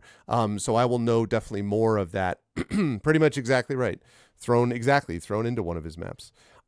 So I am very excited for that. So if you like what you saw and heard, may I recommend that if you come back in an hour over on GOG.com's Twitch channel, I'm playing Talisman Adventures over there.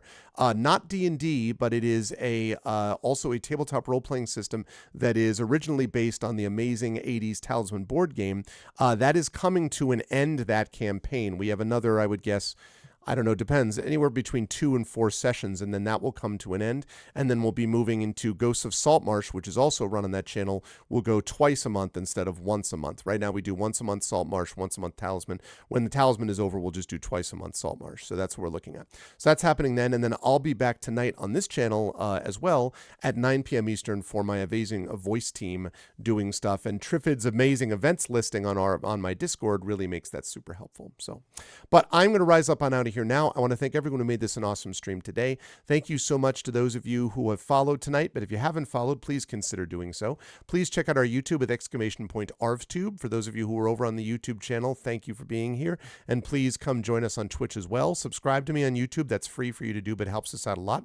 Discord is !ArvCord, where you can hang out with the Arvanauts in between streams. Twitter is !ArvTweets. Excuse me. Website is arvanelaron.com. Blue Sky is !ArvSky as well. On the literature front, on the writing front, the payment front, I should say. First of all, !ArvShop is my merchandise area. You can see stuff for the Infinity and Beyond crew. You can see stuff for the the Eberron crew. You can see stuff for the Shire Adventures crew. My general channel stuff. You're also going to be able to see some old Adventures of Middle-earth stuff there. My channel stuff as a whole. So we're going to see more things over there. You can get stuff there, which both helps you and helps the channel. You can get stuff also by supporting our Patreon, !ArvTreon. That is always a big thing, which helps us out a lot. And subbing to the channel as well helps us too, as was done with several of you today. So please support the Patreon and sub if you can.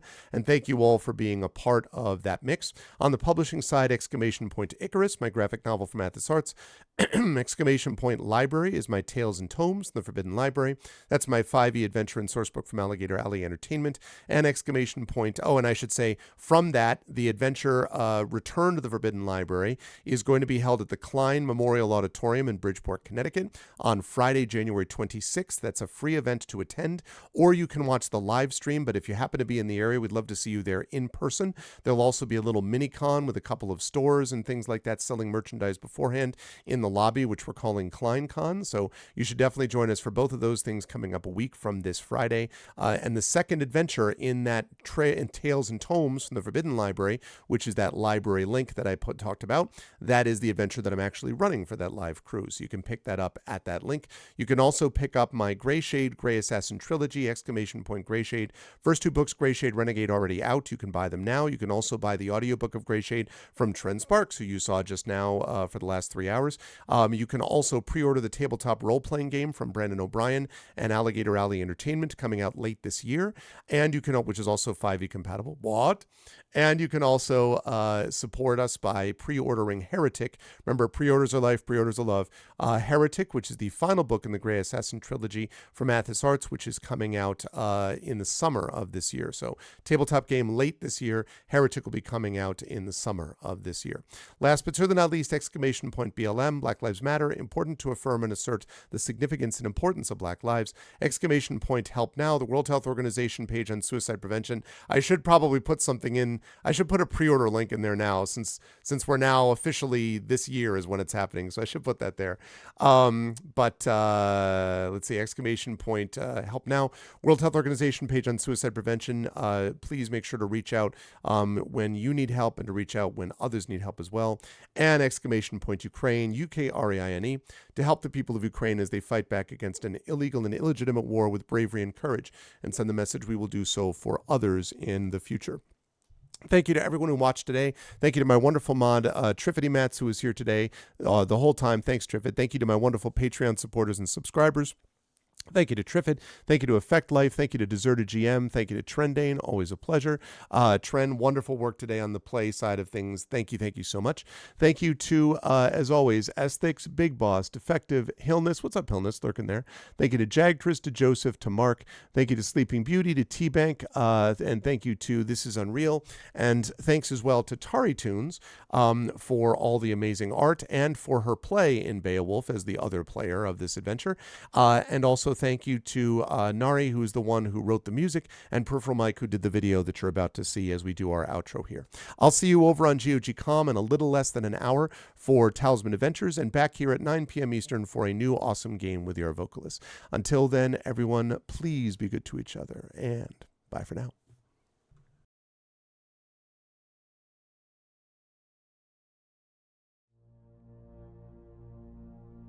Then on the strand, with steeds and treasure, and armor their roomy and ring-dight ship was heavily laden.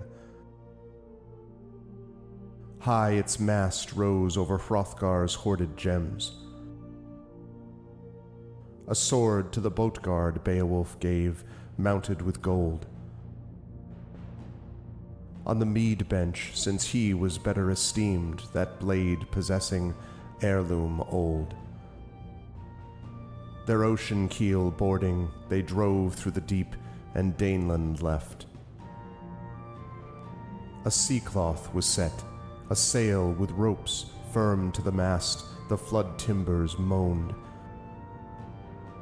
Nor did wind over billows that wave swimmer blow across from her course.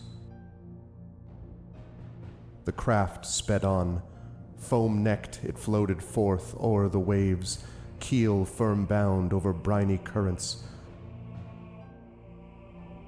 till they got them sight of the Geatish cliffs' home-known headlands. High the boat, stirred by winds, on the strand updrove. Helpful at haven the harbor guard stood, who long already for loved companions by the water had waited and watched afar.